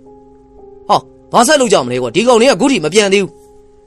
။ငါတို့ပြစ်လိုက်တဲ့အသားတွေကဒီလောက်များတဲ့ဝင်ပလီအုပ်ကသွားကြတော့ညံ့မှာမဟုတ်ဘူးကွာ။တမန်းဝင်ပလီတွေကလည်းပါလာတယ်ကွာဘာဆက်လုပ်ကြမလဲ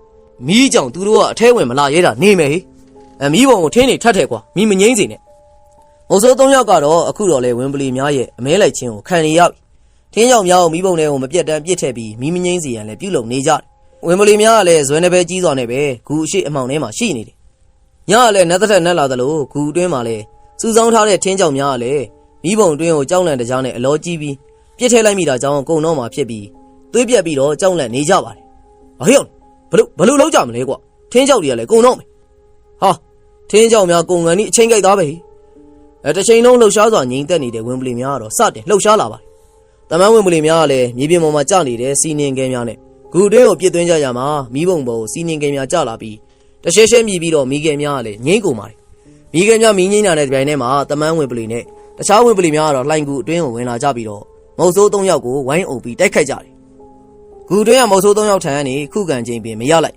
်ဝင်းပလီများရဲ့ကြိုက်ခဲမှုကြောင့်လည်းနာကျင်စွာအော်ဟစ်တန်နဲ့အတူဝင်းပလီများရဲ့ကြိုက်ခဲမှန်ဖီတန်များလည်းထွက်ပေါ်နေပါတယ်။တမန်ဝင်းပလီများနဲ့တခြားသောဝင်းပလီများကိုဥဆောင်လာသူကတော့အဖြူရောင်တမန်ဝင်းပလီတစ်ကောင်ပဲဖြစ်တယ်။ဝင်းပလီများကတော့မုတ်ဆိုး3ယောက်ကိုအသားများကိုဝိုင်းဖက်စားတောက်နေကြပြီးတနာရီခန့်ကြာတဲ့အခါမှာတော့မုတ်ဆိုး3ယောက်လည်းသွေးစာများနဲ့အယိုးသာကြံခဲ့ပါတော့တယ်။အရှိစီကနေအလင်းရောင်ဖြော့ဖြော့လာတဲ့အချိန်မှာတော့တမန်ဝင်းပလီဖြူကြီးကတော့အချက်ပေးဥဒံပြုလိုက်ရင်ထိုနေရာကနေထွက်ခွာသွားတဲ့အချိန်မှာတခြားသောဝင်းပလီများကလည်းခေါင်းဆောင်ဖြစ်ဟန်တူတဲ့တမန်ဝင်းပလီအဖြူကြီးနောက်ကိုလိုက်ပါသွားကြပါတယ်။ငရဲပွက်တိလာစူညံပွက်လို့ရိုက်နေတဲ့ပတ်ဝန်းကျင်ကလည်းအခုချိန်မှာတော့တိတ်ဆိတ်ငြိမ်သက်ပြီးကြံရစ်ခဲ့တယ်။ကူပလိုင်းရွာသား3ယောက်ကတော့3-4ရက်ခန့်ကြာတဲ့အထိအမဲပြစ်ရာကနေပြန်မလာတာကြောင့်လေရွာသားတွေစုပေါင်းပြီးလိုက်ရှာတဲ့အခါမှာတော့လိုင်ငူတစ်ခုတွင်မှာအယိုးသာကျပြီးတော့ပုတ်နေတဲ့အလောင်း3လောင်းကိုတွေ့ရတယ်။ရုပ်လောင်းများကလည်းအယိုးသာကြံရစ်နေပြီးမြည်သူမြည်ဝါများလည်းမသိရုပ်ပြက်နေပြီဖြစ်တော့လေအတုံးဆောင်ပစ္စည်းများကိုကြည့်ပြီးတော့ကူပလိုင်းရွာမုတ်ဆိုး3ယောက်မှတိလိုက်တယ်။အပြင်ဘက်မှာလည်းစီးနေများကြောက်နေတာကြောင့်ခြေရလက်ရများမရှိတော့တော့လေခုအတွင်းပိုင်းမှာတော့ဝင်းပလီခြေရများရှုပ်ရှက်ပွားစွာတွေ့နေရခြင်းကြောင့်လေဝင်းပလီများလက်ချက်ဖြစ်မှန်းကိုတိလိုက်တယ်။ဝင်းပလီခြေရများကြားမှာကြီးမားတဲ့ဝင်းပလီခြေရများကိုတွေ့ရတော့လေအဲဒါကြောင့်လေတမန်ဝင်းပလီခြေရများလို့လေမုတ်ဆိုးကြီးများကောက်ချက်ချတယ်။သူတို့ဒေသမှာဝင်းပလီများကိုလူသားများအန္တရာယ်မပြုကြသလိုလူသားများကလည်းဝင်းပလီကိုအန္တရာယ်မပြုဘဲနေလာသည်ကလည်းနှစ်ပေါင်းအတော်ကြာခဲ့ပြီဖြစ်ပါတယ်။အခုဝင်းပလီများကတော့လူသားများကိုတိုက်ခိုက်တပ်ဖြတ်သွားတဲ့ဖြစ်ရကလည်းအခုချိန်မှာပထမဆုံးဖြစ်ပါတယ်။ဝင်းပလီတွေနဲ့အတူတူတမန်ဝင်းပလီတွေကပါငါတို့ဝင်းပလီတွေနဲ့အတူတူတမန်ဝင်းပလီတွေကပါငါတို့ရွာသားတွေကိုတိုက်ခိုက်သွားတာပဲ။ဒီကိစ္စမှာဒီမုတ်ဆိုး3ယောက်ကဝင်းပလီတောင်ကြားမှာအမှားတစ်ခုခုကျူးလွန်ပြီးတော့စီးဖောက်ခဲ့ပုံရတယ်။ဒါကြောင့်မလို့ဝင်းပလီတိုက်ခိုက်မှုကိုခံရတာပဲ။ဝင်းပလီတိုက်ခိုက်မှုအပေါ်မှာတော့ရွာလူကြီးများကလည်းတညီတညွတ်ထဲသုံးသက်ပြီးတော့သုံးသက်ချက်ချလိုက်တယ်။ရွာသားများရဲ့စိတ်တွင်းမှာလည်းမုတ်ဆိုး3ယောက်ဝင်းပလီတောင်ကြားမှာစီးမြင်းကိုချိုးဖောက်ခြင်းကြောင့်ဝင်းပလီများရဲ့တိုက်ခိုက်ခြင်းခံရတယ်လို့ထင်မှတ်သွားကြတယ်။တို့ရမှာတော့မုတ်ဆိုး3ယောက်တေဆုံးတဲ့ကိစ္စမှာသူတို့3ယောက်စလုံးအမှားကျူးလွန်ခြင်းကြောင့်မဟုတ်ဘဲနဲ့မိမိအမှားကြောင့်ဂျောင်းဝင်ခံနေရခြင်းဖြစ်ကြောင်းကိုလည်းမန်ထီတယောက်သာအဖြစ်ပြက်အကြောင်းရင်းမှန်ကိုသိနေပါတယ်။သူကြုံနေရတဲ့ပြဿနာများကိုအခုချိန်ရောက်မှရွာသားများကိုဖွင့်ပြောရန်လည်းအချိန်နှောင်းသွားခဲ့ပြီ။သူဖွင့်ပြောလိုက်ရင်လည်းတေဆုံးသွားတဲ့မုတ်ဆိုးရဲ့မိသားစုဝင်တွေရဲ့အညှိုးထားပြီးတော့တိုက်ခိုက်မှုကိုခံရနိုင်တယ်။မန်ထီတယောက်ကတော့သူကြုံနေရတဲ့အခြေအနေကြောင့်လည်းမထွေးနိုင်မအံ့နိုင်အခြေအနေမျိုးဖြစ်နေပါတယ်။ထို့တော်တွင်မှာတော့နောက်ထပ်ကြောက်လန့်ပွဲအဖြစ်ဆိုးတစ်ခုကိုလည်းကူပလိုင်းရွာသားတွေထပ်ကြုံရတယ်။ဇောင်ရမ်းမှာကူပလိုင်းရွာစိုးသွမ်းတဲ့လူငယ်တစ်ယောက်ဖြစ်တယ်။အချိန်ပြည့်ခေါင်ရည်မူးနေတဲ့သူဖြစ်ပြီးတော့ရွာသားများမွေးမြူထားတဲ့ကြက်ငှက်များကိုခိုးယူပြီးတော့ခေါင်ရည်နဲ့မီးတဲ့သူလည်းဖြစ်ပါတယ်။ကြက်ငှက်ပြောက်သူများကတော့ဇောင်ရမ်းရဲ့လက်ချက်ဖြစ်မှန်းကိုလည်းသိတော်လေ။လက်ဘူးလက်ချက်မပန်းမိရတဲ့ကြောင့်လည်းဆွဆွဲရန်ခက်ခဲနေကြတယ်။မုံဆိုးကြီး3ယောက်ဝင်းပလီများရဲ့ကြိုက်သက်ခြင်းခံရပြီးတပတ်ကျော်ခန့်ကြာတဲ့အခါမှာတော့ဇောင်ရမ်းနဲ့အတူတူစိုးဘော်စိုးဘက်တငယ်ချင်း2ယောက်ကတော့ရွာနဲ့ခလန်လန်တောအုပ်တွေမှာတစ်ခုတ်သမားများနားနေတဲ့တဲပေါ်မှာတော့ရွာကနေခိုးယူလာတဲ့ဝက်တကောင်ကိုကင်ပြီးခေါင်ရည်တကြိုက်နဲ့စုပ်နေပါတယ်။မိဘုံပေါ်ကိုလည်းဥသေးများထုတ်ပြီးတော့တစိုးထိုးကင်ထားတဲ့ဝက်ပေါက်သားများကိုလည်းတစ်ဖက်ဖက်ပြီးတော့မြီးလိုက်ရင်ဇေယျမင်းစည်းစိမ်ခံစားလျက်ရှိနေပါတယ်။တဏီကုံတဏီကန်တောက်စားနေကြသည်ကလည်းညနေဆောင်ပင်ရောက်လာသလိုခေါင်ရည်ရဲ့တကိုးကလည်းပြလာပါတယ်။ခေါင်ရည်ကအချိန်ကြာလေးလေးမူးလေးလေးဖြစ်တာကြောင့်ပဲဖြစ်တယ်။သုံးယောက်စလုံးကလည်းခေါင်းများစိုက်ပြီးတော့အာလေးရှာလေးနဲ့ရှိနေပြီ။ဇောင်ရမ်းလည်းအပေါ်ပါသွားခြင်းလာတာကြောင့်တဲနောက်ဘက်ကိုထွက်လာရင်ကိစ္စရှင်းလိုက်တယ်။ထိုချိန်မှာတော့တဲနောက်ဘက်စမ်းကြောင်းကနေရေလှုပ်ရှားတန်ကြားခြင်းနဲ့အတူမိန်းကလေးတယောက်ရဲ့တချင်းညီးတန်လည်းလွင့်ပြန်လာတာကြောင့်ဇောင်ရမ်းတယောက်လည်းခေါင်းထောင်သွားခဲ့တယ်။မိန်းကလေးတယောက်စမ်းကြောင်းတင်မှာရေချိုးနေခြင်းကိုသိတာကြောင့်လည်းခြေတံလုံးလုံးနှင်းပြီးတော့စမ်းကြောင်းအနီးကိုတိုးကပ်သွားခဲ့တယ်။တောင်ကျရေဖြစ်တာကြောင့်ရေကလည်းကြည်ပြီးတော့စိမ့်နေတယ်။ရေတိမ်နေရမှာတော့အောက်မှာကြောက်စစ်လက်ကလေးများကိုပါထိုးဖောက်မြင်ရတယ်။ကုခတ်သွားလာနေတဲ့ငါးလေးများကိုလည်းတွေ့ရပါတယ်။ဖြူဝင်းသောအသားရည်လှပချုံမောတဲ့မိန်းကလေးတယောက်ကတော့ထမိန်ရင်ရှားနဲ့ရေချိုးနေရမှာဇောင်ရမ်းတယောက်လည်းမိန်းကလေးရေချိုးခြင်းကိုပုံအောင်ကြည့်ရှုလျက်ရှိပါတယ်။မိန်းကလေးရေချိုးနေသည်ကိုကြည့်ရင်ဇောင်ရမ်းရဲ့ခေါင်းထဲမှာတော့စိတ်မိုက်စိတ်ရဲများဝင်လာခဲ့တယ်။အခုလိုလူသူပြက်လက်တဲ့နေရာမှာမိန်းကလေးတယောက်တည်းရှိနေတာမကောင်းသောစိတ်များနဲ့လည်းရှိနေပါတယ်။မိန်းကလေးကတော့သူမတယောက်တည်းရှိနေတဲ့အထင်နဲ့ရေချိုးပြီးတဲ့အခါမှာတော့ကမ်းမော်တက်ပြီးခြုံတစ်ခုနောက်ကိုဝင်သွားတယ်။မိန်းကလေးကိုမျက်ခြေမပြတ်ကြည့်နေတဲ့ဇောင်ရမ်းကတော့ခြေတံမကြားစီရင်ဂယုစိုက်ထိန်သွားပြီးတော့ထိုနေရာကိုလှည့်မြန်စွာရောက်သွားပြီးမိန်းကလေးဝင်သွားရာခြုံနောက်ကိုဝင်လိုက်တယ်။ဘယ်ရောက်သွားလဲ။ဇောင်ရမ်းလည်းအံ့ဩသွားခဲ့ပါတယ်။ခြုံနောက်မှာတော့မိန်းကလေးကိုရှာမတွေ့တာကြောင့်ပါ။မိန်းကလေးကိုဟိုဒီကြည့်ပြီးရှာဖွေနေစဉ်မှာတော့ဇောင်ရမ်းတယောက်သူ့အနီးခြုံပုတ်တွင်ကနေရုတ်တရက်ထွက်လာတဲ့အရာကိုမြင်လိုက်ရတဲ့အခါမှာတော့အသက်ရှူရက်မတက်ခံစားလိုက်ရတယ်။သူတွေ့ရတဲ့အရာကတော့သူချောင်းချောင်းကြည့်ရှုခဲ့တဲ့မိန်းကလေးမဟုတ်ပဲ လူအရွယ်စားလောက်ရှိပြီးအဖြူရောင်တမန်းဝင်ပလေကြီးတကောင်တွေ့လိုက်ရခြင်းပဲဖြစ်ပါတယ်။ဇောင်ရမ်းတယောက်လည်းကြောက်လန့်ပြီးတော့ကြောင်ငေးပြီးရက်နေတဲ့အချိန်အဖြူရောင်တမန်းဝင်ပလေကတော့ဇောင်ရမ်းရဲ့ရင်ဘတ်ပေါ်ကိုခုံအုပ်လိုက်ရမှာဇောင်ရမ်းလည်းနောက်ကိုပက်လက်လန်လဲကျသွားပါတယ်။ဇောင်ရမ်းကိုခုံအုပ်လိုက်တဲ့တမန်းဝင်ပလေကတော့ဇောင်ရမ်းရဲ့လေပင်ကိုကိုက်ခဲလိုက်ရမှာဇောင်ရမ်းတယောက်လည်းနာကျင်စွာအော်ဟစ်လိုက်တဲပေါ်မှာမူးနေတဲ့ဇောင်ရမ်းရဲ့အဖော်နှစ်ယောက်ကလည်းဇောင်ရမ်းရဲ့အော်တန်ကိုကြားလာကြောင်းလေအတန်ကြားရဘက်ကိုရိုင်တိုးနဲ့ရောက်လာပါတယ်။သူတို့ရောက်လာတဲ့အချိန်မှာတော့တမန်းဝင်ပလေအဖြူကြီးတကောင်ကတော့သွေးရိုင်ထဲမှာလဲကျပြီးအသက်ပြောင်းနေတဲ့ဇောင်ရမ်းကိုကိုက်ဖက်စားတောက်နေခြင်းကိုတွေ့လာကြောင်းလေကြောက်လန့်စိတ်များငယ်လေးကိုစောင့်တက်ပြီးတော့အမှုပင်ပြေးသွားကြတယ်။ဇောင်ရမ်းရဲ့အဖော်နှစ်ယောက်လည်းကြောက်လန့်ပြီးအော်ဟစ်ပြီးတော့ရွာစီကိုဥရားဖားရနဲ့ပြေးကြပါတယ်။ရွာရောက်တဲ့ခါမှာတော့သူတို့မြင်တွေ့ခဲ့ရတဲ့ဇောင်ရမ်းရဲ့အခြေအနေကိုပြောပြရမှာရွာသားများကလည်းလက်နက်ကိုစီဆွဲပြီးတော့ဇောင်ရမ်းကိုတမန်းဝင်ပလေစားတောက်နေတဲ့နေရာကိုရောက်တဲ့အချိန်သွေးရိုင်ထဲမှာအသားများဖဲ့ပြီးစားခံထားရတဲ့ဇောင်ရမ်းရဲ့အလောင်းကိုတွေ့ရပြီးတော့အဖြူရောင်တမန်းဝင်ပလေကြီးကိုတော့မတွေ့ရတော့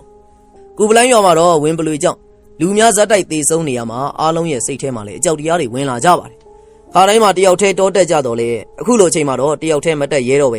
လူ3-4ယောက်စုပေါင်းပြီးတော့လက်နက်အပြည့်စုံနဲ့တောတက်ကြတယ်အည10နာရီအချိန်ကူပလိုင်းရဲ့ရွာထိပ်မှာတော့လူများစုယုံလျက်ရှိပါတယ်ရွာမှာတော့ကောက်တဲ့စားပွဲများနဲ့ဘေးရန်တွေမကြုံစေရန်စူတောင်းပွဲများပြုလုပ်လေးရှိတဲ့ကူပလိုင်းရွာရဲ့နတ်စီယာဗမ္မတီးရတော့မိဘကြီးရဲ့ထိပ်မှာရှိနေပါတယ်စူတောင်းရွတ်ဖက်ပူဇော်ပွဲပြုလုပ်ရမှာရွာလည်းဘေးရန်တွေရဲ့ကြုံချင်းအတွက်ဗမ္မတီးကိုတော့ရွာလူကြီးကကူညီတောင်းခြင်းပဲဖြစ်တယ်နတ်စီယာဗမ္မတီးကလည်းဗဇက်တစ်လုံးလုံးနဲ့ရွတ်ဖက်နေရင်စေးမုံတချို့ကိုမိဘုံတွင်းကိုပြစ်ထည့်လိုက်ရမှာတော့စိမ့်ရွှေမိကိုမိုင်းများကိုလည်းမိဘုံရဲ့ပတ်လည်မှာရှိနေတဲ့သူတွေကလည်းရှူရှိုက်လိုက်ရတယ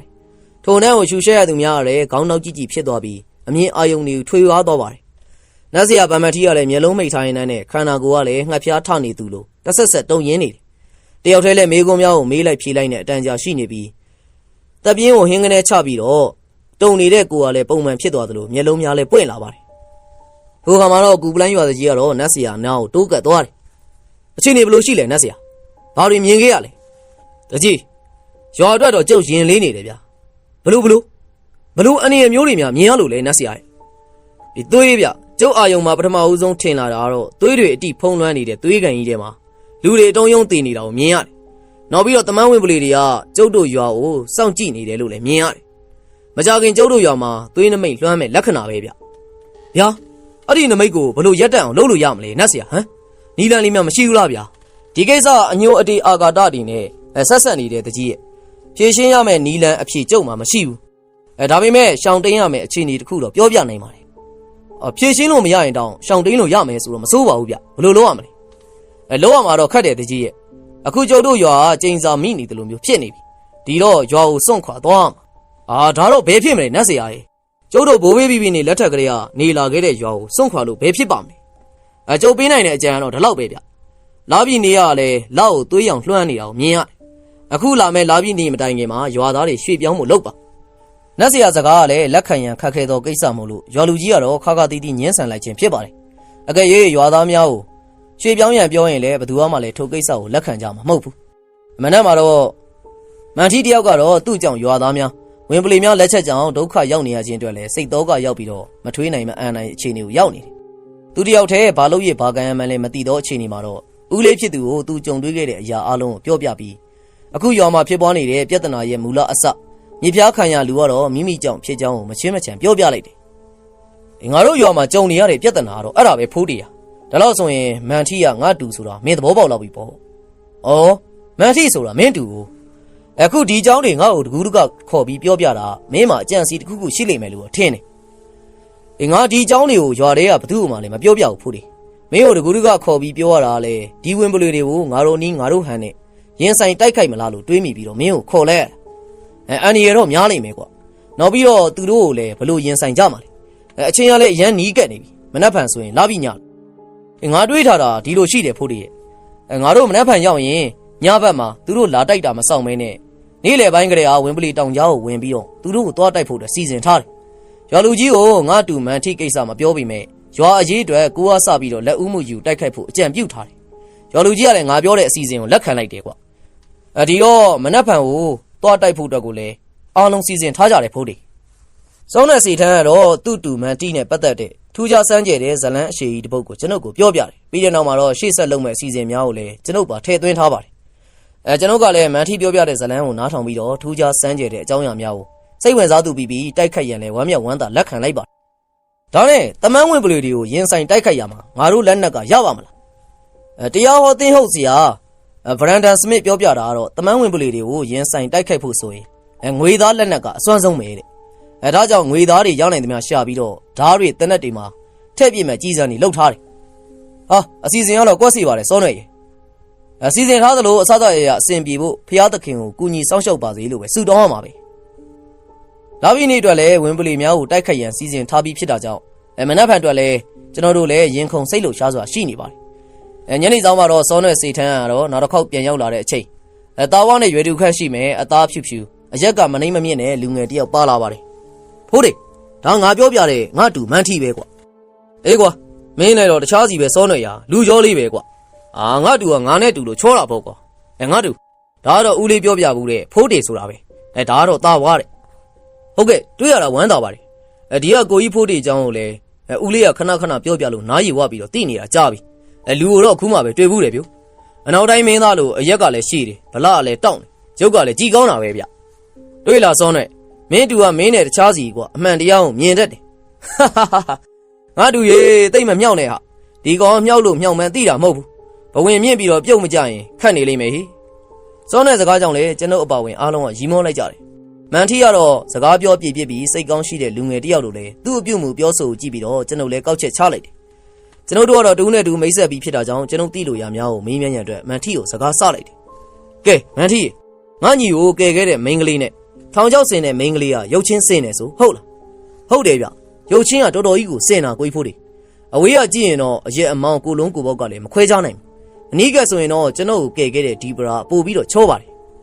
ကျွန်တော်ထင်ပြောရရင်ငါညီကိုကယ်ခဲ့တဲ့ဒီပရာနဲ့ထောင်ချောက်စင်တဲ့မိန်းကလေးနဲ့ကတိကျွမ်းသူတွေဖြစ်လိမ့်မယ်ရုပ်ချင်းတူတာထောက်ရင်လည်းဆွေမျိုးနီးဆက်ဖြစ်ရင်ဖြစ်ဒါမှမဟုတ်ညီမတွေတောင်မှဖြစ်လောက်တယ်မပြောရတော့ပါဘူးကိုကြီးဟာတယောက်ကကျွန်တော်ကိုကယ်တယ်နောက်တယောက်ကတတ်ဖို့ကြိုးစားတယ်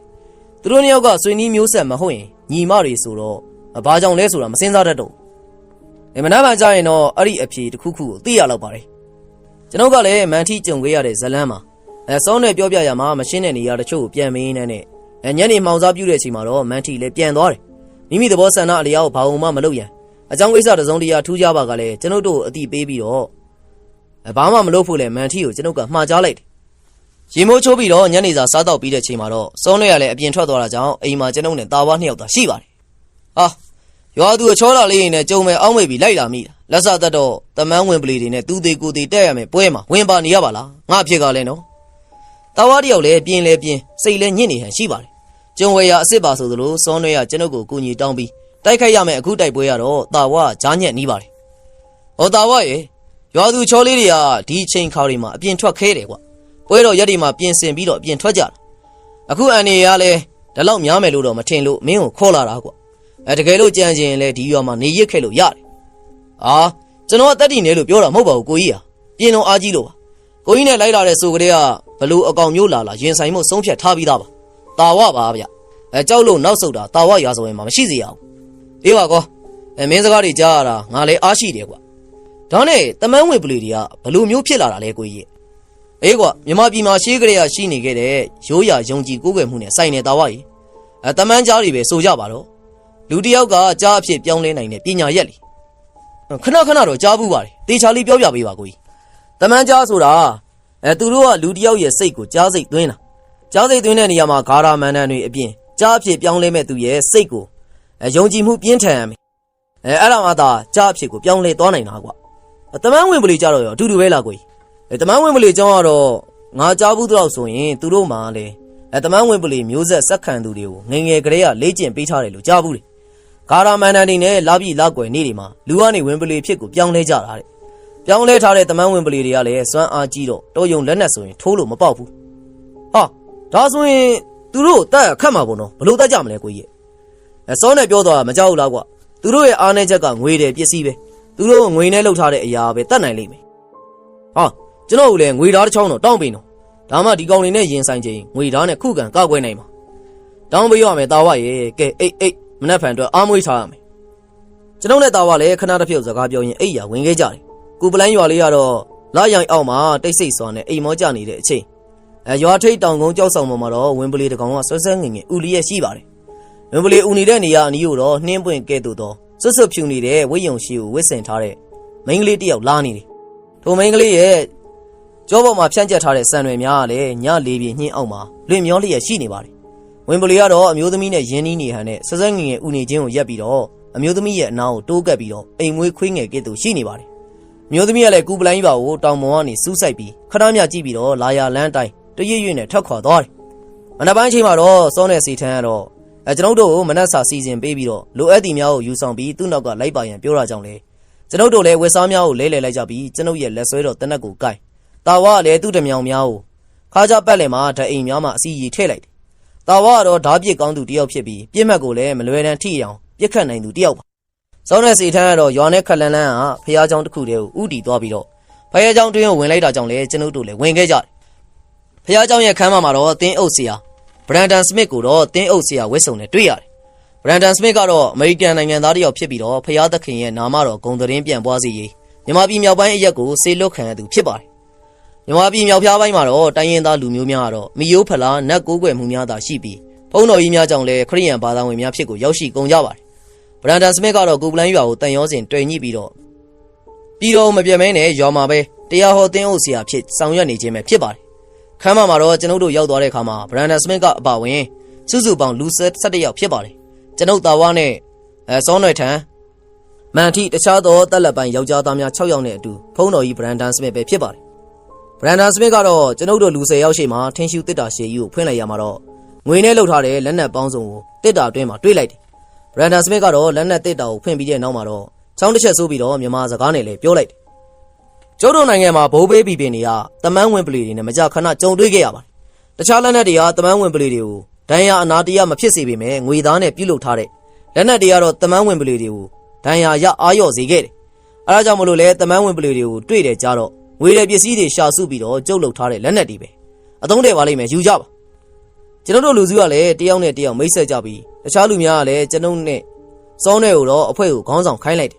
ကျွန်တော်တို့အဖွဲ့မှာတော့တနက်ကင်မုံဆိုးကတော့ကျွန်ုပ်အပါဝင်4ယောက်ဖြစ်ပါတယ်တခြားသူများကတော့ဒူးလေးများကိုကင်ဆွဲကြတယ်ဝင်ပလီကိုပြည့်ရန်အတွက်လည်း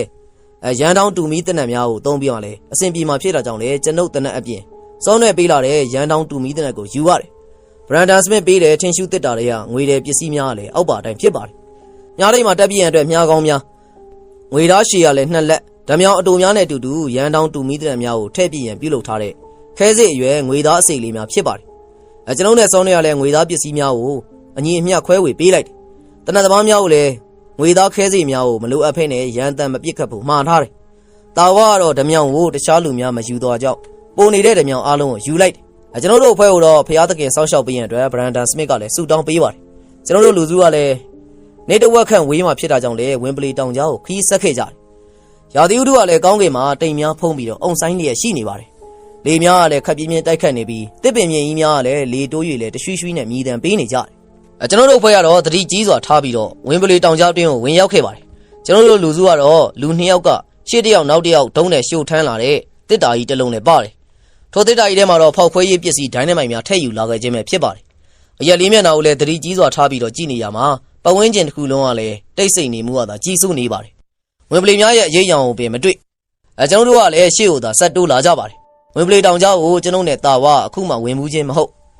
ဒေသခံမုတ်ဆိုးများနဲ့စောနယ်လည်းအခုမှရောက်ဖူးချင်းဖြစ်ပါတယ်အမှန်ထိပင်လည်းဝင်ပလီတောင်ကြားရဲ့အဝင်နေရာလောက်သာရောက်ဖူးချင်းလည်းဖြစ်တယ်ကျွန်တော်တို့ကတော့ရက်လေးမျက်နှာကိုစံတဝါဝါကြည့်ပြီးတော့ရှောက်လာကြပါတယ်ပတ်ဝန်းကျင်ကလည်းလိုအပ်သည့်ထက်ကိုပို့ပြီးတော့တိတ်ဆိတ်နေတယ်ထို့သောတိတ်ဆိတ်နေတဲ့ပတ်ဝန်းကျင်အခြေအနေကိုတော့ကျွန်ုပ်လည်းသဘောမကျဘူးမုံတိုင်းမတိုက်ခတ်မိအချိန်မှာလေငိန်နေသလိုတိတ်ဆိတ်နေခြင်းမျိုးကလည်းကျွန်ုပ်စိတ်ထဲမှာထင်လိုက်မိတယ်ဟာဟိုမှာရဲတိုက်ကြီးတစ်ခုပါလားဟိဟုတ်တယ်ဗျို့ခန္ဓာကြီးကြေလိုက်တာအဖြူရောင်နန်းတော်ကြီးနဲ့အဖြူရောင်နန်းတော်ကြီးကိုကြည့်နေရတယ်ရေခဲနန်းတော်ကြီးအတိုင်းပါလားကျွန်တော်တို့လူစုကရှောက်လာစင်မှာတော့တောင်ကုန်းငယ်တစ်ခုထိပ်မှာတိဆောက်ထားတဲ့ရှေးခေတ်အင်္ဂလိပ်လက်ရာရဲတိုက်ကြီးတစ်ခုတွေ့လဲ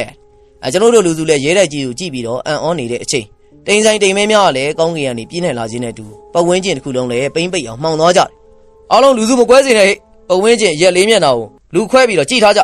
ြမိတော့များကိုမိကူကြဟိလက်နက်တွေကိုလည်းပြစ်ဖို့အတွက်စင်းသင့်ပြင်ထားတော့ကျွန်တော်လည်းရုတ်တရက်အမောင်နှွှမ်းသွားတဲ့ပတ်ဝန်းကျင်ကြောင့်လည်းလက်နက်ကိုအသင့်ပြင်ထားပြီးတော့ပတ်ဝန်းကျင်အမောင်တူကိုမျက်ခြေမပြတ်စောင့်ကြည့်နေလိုက်တယ်ဟာဝင်းပလီလေးကွာသတိထားအမောင်တွင်းမှာတိုက်ပွဲကလည်းပြင်းထန်သွားပါတယ် အလေးချောင်းနေရန်တူတဲ့ဝင်ပလီတကောင်ရုတ်တရက်ခုံဝင်လာတာကြောင့်ကျွန်ုပ်လည်းအသင့်အနေထားရှိနေတာကြောင့်လေရုတ်တရက်တနက်နဲ့ပြစ်ချလိုက်တဲ့အခါမှာခုံအုပ်လာတဲ့ဝင်ပလီလည်းမြေပေါ်ကိုပြုတ်ကျသွားတယ်တခြားသောခုံဝင်လာတဲ့ဝင်ပလီကောင်များကိုလည်းတခြားသူများပြစ်ခတ်လိုက်ကြမှာတော့ဝင်ပလီများကလည်းမြေပေါ်ကိုပြုတ်ကျပြီးအော်ဟစ်ညင်းညူနေကြတယ်တာဝါလည်းသူ့ရဲ့ပေါက်တမြောင်များနဲ့ပြစ်ခတ်နေပါတယ်တာဝါရဲ့ပြစ်ချက်များကလည်းဝင်ပလီများရဲ့တေကွင်းတေကွက်နေရာကိုထိမှန်သည်ကိုကျွန်ုပ်တွေ့ရတယ်ဝင်ပလီ50ကောင်ကျသွားတဲ့ခါမှာတော့တခြားသောဝင်ပလီများလည်းရောက်မလာတော့ပဝင်းကျင်လည်းထပ်မှတ်ပြီးတော့တိတ်ဆိတ်သွားပြန်ကျွန်တော်ကတော့တမန်းဝင်ပလီတိုက်ခိုက်မှုကိုမျှော်လင့်ထားတော့လေတမန်းဝင်ပလီများကိုကူးထီတော့လှုပ်ရှားမှုမတွေ့ကျွန်တော်လည်းနေရာမှာရက်ပြီးတော့ပဝင်းကျင်အခြေအနေကိုကြည့်လိုက်တယ်ငွေသားနဲ့ပြုလုပ်ထားတဲ့ပစ္စည်းများကိုလည်းတမန်းဝင်ပလီများနဲ့တွေ့မှ3ရံမှားထားတာကြောင့်ဝင်ပလီများကိုတက်ရမှာရိုးရိုးလက်နက်များကိုသာအသုံးပြုကြတယ်ကျွန်တော်တို့ဘေးဘက်လည်းအမောင်တူးကလည်းရာထောင်ချီတဲ့ဝင်ပလီများဝင်းရံနေသည်လို့လည်းစိတ်ထဲမှာအလိုလိုသိလိုက်တယ်တို့ရမှာတော့နောက်ထပ်ထပ်မှန်တိုက်ခိုက်ခြင်းကိုလည်းမပြုကြတော့ကျွန်တော်တို့လူတစုကလည်းမီးတုံများနဲ့ရက်နေတာကြောင့်ရဲတိုက်အတွင်းကနေမီးအောင်များလင်းလာသည်ကိုလည်းတွေ့လိုက်တယ်မကြောင်မီမှာတော့မီးတုံပေါင်းများစွာတော့ကျွန်တော်တို့ရှိရာကိုဥတီလာနေကြတယ်မီးတုံကင်ဆောင်လာသူများကတော့ဝိယုံနဲ့များဝစ်စင်ထားသူဖြစ်ပါတယ်လူအယောက်20အစိတ်ခံလည်းရှိမယ်လို့လည်းဝိယုံနဲ့များကိုဝစ်ထားတဲ့သူများကိုကျွန်တော်မလန့်မကန့်ကနေရိုက်ပြီးတော့ကြည့်လိုက်တယ်ကျွန်တော်တို့လည်းရှေ့ပါဆက်ဖြစ်မယ်ဆိုတာစိတ်ဝင်စားစွာနဲ့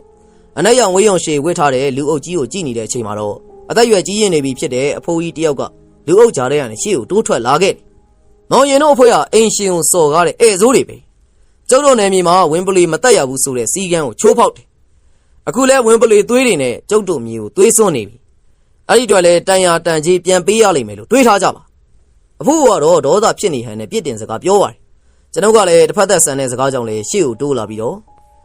့အထီးပြဿနာမှာကျုပ်တို့အလွန်လို့ပြောလို့မရဘူးအဖတကယ်ကအခုပြဿနာမှာကျုပ်တို့ဘက်ကနေနာမှုကိုလည်းထဲ့တွက်မထားသေးပဲနဲ့တစ်ဖက်သက်အမြင်တွေးနဲ့မပြောပါနဲ့ကျုပ်သဘောနဲ့ကျုပ်သာဆိုရင်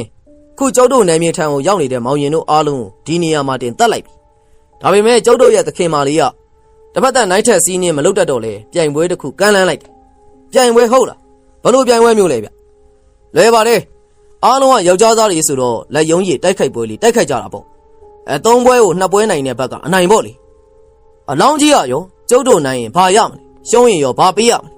ဲနိုင်ရင်မောင်နေရင်တို့ရွာနဲ့ပတ်သက်တဲ့ရန်ကြွေးတွေကိုကျုပ်တို့ဘက်ကမိတ်ပစ်ပေးမယ်နောက်ထပ်ဘလို့ပြဿနာမှလည်းမကြုံစေရဘူးရှုံးရင်ကျွန်တော်တို့ကဘာပြန်ပေးရမလဲလို့လေသိလို့ရမလားဗျအေးအသက်ကွာမောင်ရင်တို့ရဲ့အသက်အားလုံးပေးရလိမ့်မယ်ဘလို့လဲ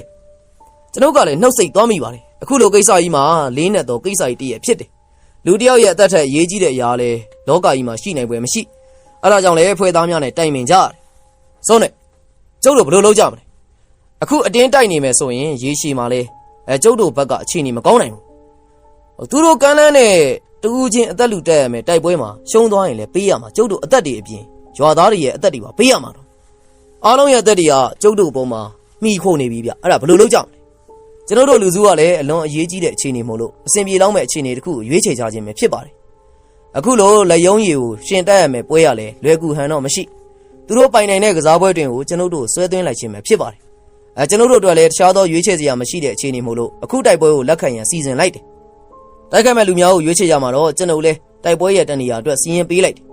်တာဝါကသူလည်းတိုက်ခိုက်မဲ့စီရင်မှာပါရန်တောင်းဆိုနေတာကြောင့်ကျွန်တော်ကတော့တာဝါကိုနှိမ့်သိမ့်နေရပါတယ်တာဝါရေ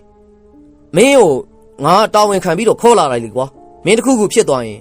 ငါတို့ရွာကိုဘလို့ပြန်ပြောကြမလဲကွာသူကြတော့ဘာမှမဖြစ်တခြားသူကိုဒုက္ခတွင်းနေပို့တယ်ဘာညာပြောကြလိမ့်မယ်ကိုကြီးဖို့တွေရတယ်ဗျာကျွန်တော်အဲ့ဒီလိုလောက်ခိုင်းတာမှမဟုတ်တာဗျနောက်ပြီးတော့ပြဿနာတစ်ခုကြုံရင်ရှေ့ကနေတောင်ဖြေရှင်းပေးတာလေအခုလဲကျွန်တော်လည်းအများကောင်းကျိုးအတွက်တိုက်ခိုက်ပေးခြင်းဒီမှာနားထောင်တော့သားဝအခုတက်ရမှာလဲသိမယ်ရှင်းမယ်မသိတဲ့အသက်လူတိုက်ပွဲပဲဘယ်သူနဲ့တက်ရမယ်ဆိုတာလည်းမသိသေးဘူးဒီတော့ငါသာတိုက်ပွဲမှာတစ်ခုခုဖြစ်သွားရင်ရွာကိုပြန်မှာငါမိသားစုကိုအဲ့အကြောင်းကိုပြောလိုက်ပါသားပါကိုကြီးဖို့တွေဘာမှမဖြစ်ရဘူးဗျာကိုကြီးဖို့တွေကတိုက်ရခိုက်ရကောင်းပါလေဗျအတွေ့အကြုံလည်းရှိတယ်မရှုံးနိုင်ပါဘူးပြောလို့မရသေးဘူးလေတာဝရေဘာမဆိုလဲဖြစ်သွားနိုင်တဲ့အသက်လူပွဲလေကွာတာဝကတော့ကျွန်ုပ်ကိုဆုံးရှုံးရမယ်အရေးကိုအတွေးနဲ့လည်းစိုးရင်နေဟန်ရှိပါတယ်စိုးရင်စိမ့်နဲ့အတူတူဝမ်းနေမှုရိပ်ရောင်တွေကလည်းသူ့မျက်နှာမှာထင်ဟပ်နေရွာထဲမှာတိုက်ရထိုက်ရကောင်းတယ်လို့စောနဲ့ပြောလာတဲ့ယာမန်းလို့ခေါ်တဲ့လူငယ်တယောက်ပြဿနာများမြေဖြားခံအစဖြစ်ရမန်ထီရလေကျုပ်တို့3ယောက်ကတော့တိုက်ခိုက်မယ်လို့ဆုံးဖြတ်ပြီးတော့တိုက်ပွဲကိုလက်ခံကြောင်းအကြောင်းပြန်လိုက်ရမှာတော့အဖိုးကတော့သူတို့နောက်လိုက်ခဲ့ရန်ပြောတာကြောင့်လေကျွန်ုပ်တို့လည်းသူတို့အနောက်ကိုလိုက်ခဲ့ရဲတိုက်တစ်လျှောက်လမ်းမှာတော့အဆောင်ကျက်များနဲ့ရှိနေပါတယ်ရဲတိုက်ရဲ့အော်တကာကြီးကပွင့်နေပြီးအတွင်းထဲကိုဝင်သွားကြရမှာ ကျယ်ဝန်းလာတဲ့ခမ်းမကြီးကိုတွေ့ရတယ်ရဲတိုက်ကြီးရဲ့ခမ်းမဆောင်တွင်းပိုင်းမှာတော့စင်မြင့်တစ်ခုရှိနေပြီးအနက်ရောင်ဝိယုံရှည်ဝစ်မိန်းကလေးတယောက်ကတော့ကြောက်ထိုင်ကုန်တစ်ခုပေါ်မှာထိုင်လျက်ရှိနေပါတယ်မိမပြိုကတော့ဖြူဖွေးသောအသားရည်ကလည်းနှင်းပွေများလာရှိနေပါတယ်အနက်ရောင်ကြောင့်လည်းဖြူဖွေးတဲ့အသားရည်ကတော့ပို့ပြီးတော့ထင်ရှားနေချောမောသောမျက်နှာကလည်းဒေါသကြီးဟန်နဲ့တင်းမာခတ်ထန်တဲ့အသွင်ရှိနေပါတယ်ကျုပ်ကိုထောင်ရောက်စင်တာအဲ့ဒီမိန်းမပဲဗျမန်ထီကတော့ကြောက်ထိုင်ကုန်ပေါ်ကမိန်းကလေးကိုကြည့်ပြီးတော့ပြောလိုက်ကျွန်တော်တို့ဖွဲ့နဲ့စကားပြောတဲ့အဖိုးကတော့ကြောက်ထိုင်ကုန်ပေါ်ကမိန်းကလေးနားကိုကတ်သွားပြီးတော့တီတိုစကားပြောရမှာထိုမိန်းကလေးကလည်းအပြန်အလှန်ပြန်ပြောလိုက်ကျွန်တော်တို့ရှိနေတဲ့နေရာနဲ့ထိုမိန်းကလေးရှိတဲ့နေရာဝေးလွန်းတာကြောင့်လေစကားပြောတယ်အောင်မကြားပါဘူးအဖိုးကြီးကတော့ခေါင်းနဲ့ဆက်ဆက်ညှိပြီးတော့ကျွန်တော်တို့အနီးကိုပြန်လာခဲ့ပြိုင်ပွဲကမကြခင်စမယ်ပထမဦးဆုံးရှင်ပြိုင်မဲ့သူအသင့်ပြင်ထားပါကျွန်တော်တို့ကိုစကားပြောနေရင်အဖိုးကတော့လက်ကိုအပုံမြောက်ပြီးချက်ပြလိုက်တော့ကျမ်းမြေပေါ်မှာစုယုံနေတဲ့သူများနောက်ကိုဆုတ်သွားကြတယ်တချင်းချင်းမြည်တဲ့အတူကျမ်းပြင်ကလည်းဘေးကိုရွှေရှားသွားပြီးတော့ဆယ်ပေပက်လက်ခန့်ကျဲတဲ့အပေါက်ကြီးတစ်ခုဖြစ်သွားပါတယ်အောက်ကိုကြည့်လိုက်ရမှာတော့အလင်းရောင်ပါပါကျနေတဲ့အပေါက်ကနေအောက်ကကျမ်းပြင်ကတော့အတောင်20ခန့်အနက်ရှိမှန်းအောင်လည်းခံမှန်းလိုက်တယ်ပထမဆုံးရှင်ပြိုင်မဲ့သူအောက်ကိုဆင်းပေးပါကျွန်တော်မဲ့ရှင်ပြိုင်မဲ့ပြိုင်ဘက်ကရောပါရှိပါတယ်အောက်မှာအစဉ်အသင့်စောင့်နေပါတယ်ကျွန်တော်အမေကိုတော့အဖိုးကြီးကပြန်ဖြေလိုက်တယ်ကျွန်တော်တို့3ယောက်လဲယာမန်းကတော့အစောဆုံးရှင်ပြိုင်ပြီဖြစ်တာကြောင့်ရှေ့ကိုထွက်လိုက်တယ်အဖိုးကတော့သူ့လူတယောက်ကိုချက်ပြရမှာကျိုးလှေကားတစ်ခုကိုယူလာပြီးတော့တင်းပေါက်ကဘေးကတိုက်မှာချီနှောင်လိုက်တယ်ပြိုင်ပွဲမှာတနက်3ခွင့်မပြုတ်နိုင်ဘူးဒီတော့တနက်ကိုထားခဲ့ပါအဖိုးကတော့တနက်မ300ဆိုတဲ့စီကန်းချက်ကြောင့်လဲယာမန်းတယောက်ကတော့ငွေဓာတ်အရှိတလက်ကိုကင်ပြီးအောက်ကိုဆင်းရန်ပြင်ဆင်နေချိန်မှာတော့ကျွန်တော်တို့လူစုလဲယာမန်းကိုအဆဆရရသတိထားရန်နဲ့ရန်သူကိုမပေါ့ဆရန်သတိပေးစကားပြောနေပါတယ်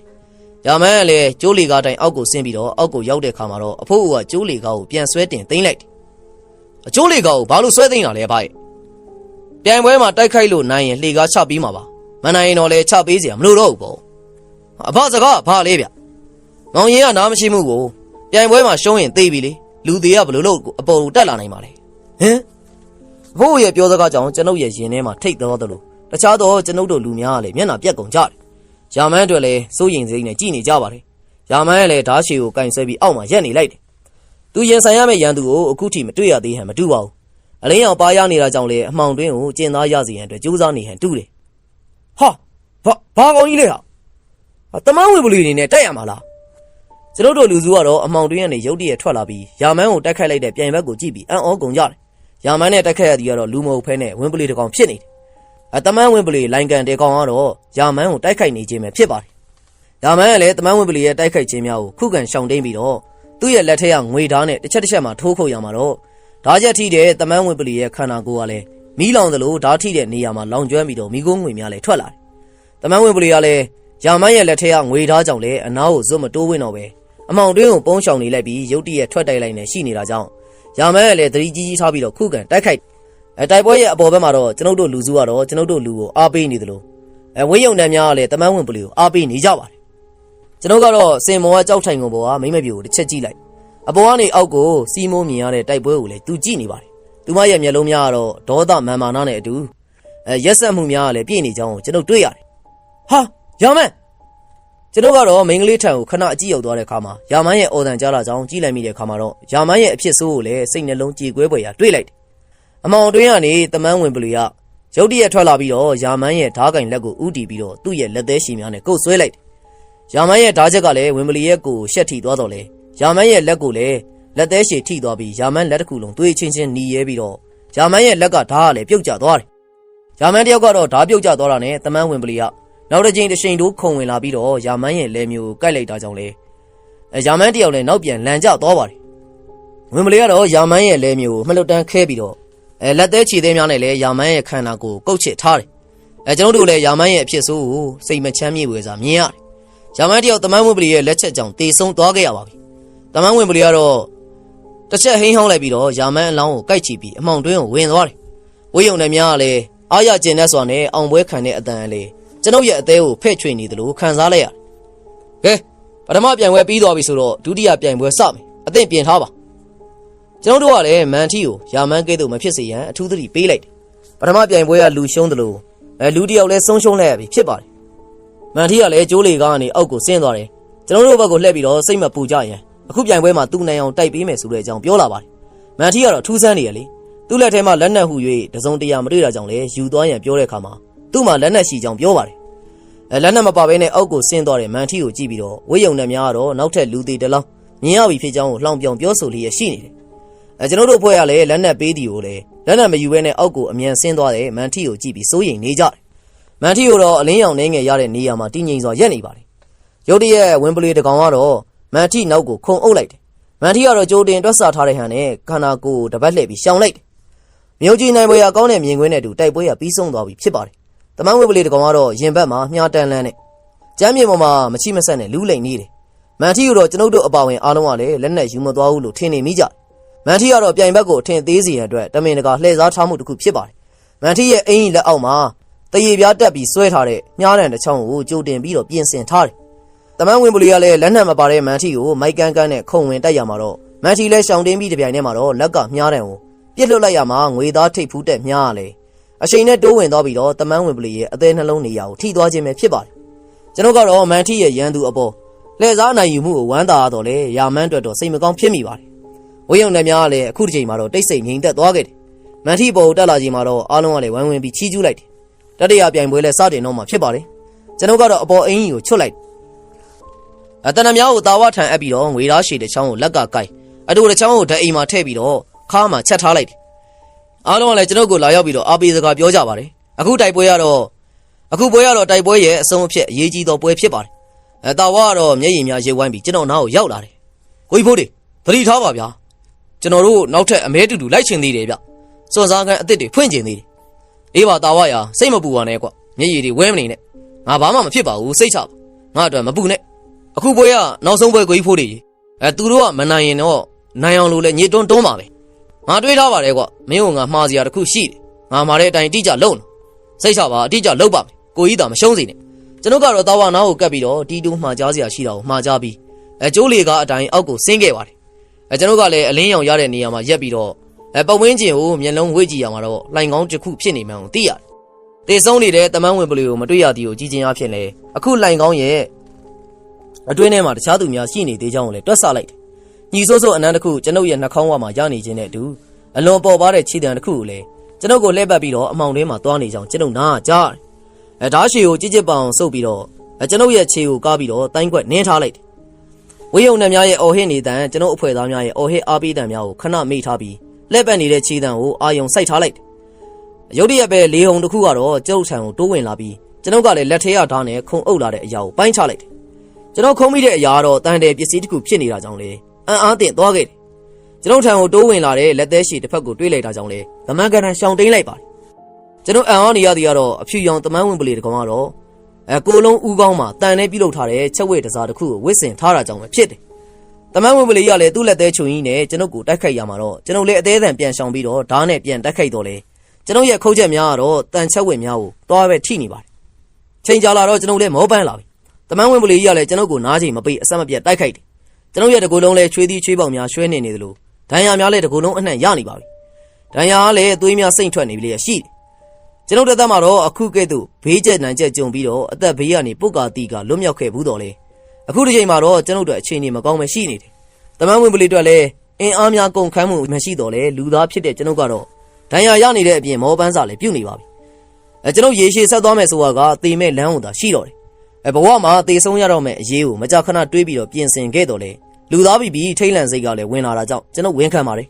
ကျွန်ုပ်ကတော့မသေးလို့သေးဘူးမသေးလို့ပါကလည်းမသေးအောင်စူးစမ်းခွင့်ရှိတယ်လေအပေါ်ကကျွန်ုပ်ကိုအားပေးနေကြသူများလည်းအတန်တိတ်နေပါတယ်တမန်ဝင်ပလီကိုအားပေးနေကြတဲ့အတန်များသာဖုံးလွှမ်းနေကြတယ်ကျွန်ုပ်လူများလည်းကျွန်ုပ်ဖြစ်ကိုကြည့်ပြီးတော့စိုးရိမ်နေကြဟန်တူပါတယ်အပြင်ဘက်ကနေပေါက်ကွဲတန်များကြောင့်လေရဲတိုက်ကလည်းတသိမ့်သိမ့်တုံပြီးတော့အပေါ်ကနေစူညံပွက်လောပြေးလွှားတန်များကိုကြားတယ်တို့ချိန်မှာတော့ကျွန်ုပ်ကိုတိုက်ခိုက်လာတဲ့ဝင်ပလီကလည်းတိုက်ခိုက်ခြင်းကိုရပ်တန့်ပြီးအပေါ်ကိုမောကြည့်လိုက်တဲ့ခဏမှာကျွန်ုပ်လည်းအခွင့်အရေးရသွားခဲ့တယ်ဒါရိုးလက်နှစ်ဖက်နဲ့တင်းကျပ်စွာစုပ်ကန်ပြီးအပေါ်မောက်နေတဲ့တမန်ဝင်ပလီရဲ့လေပင်ဆက်ကြာ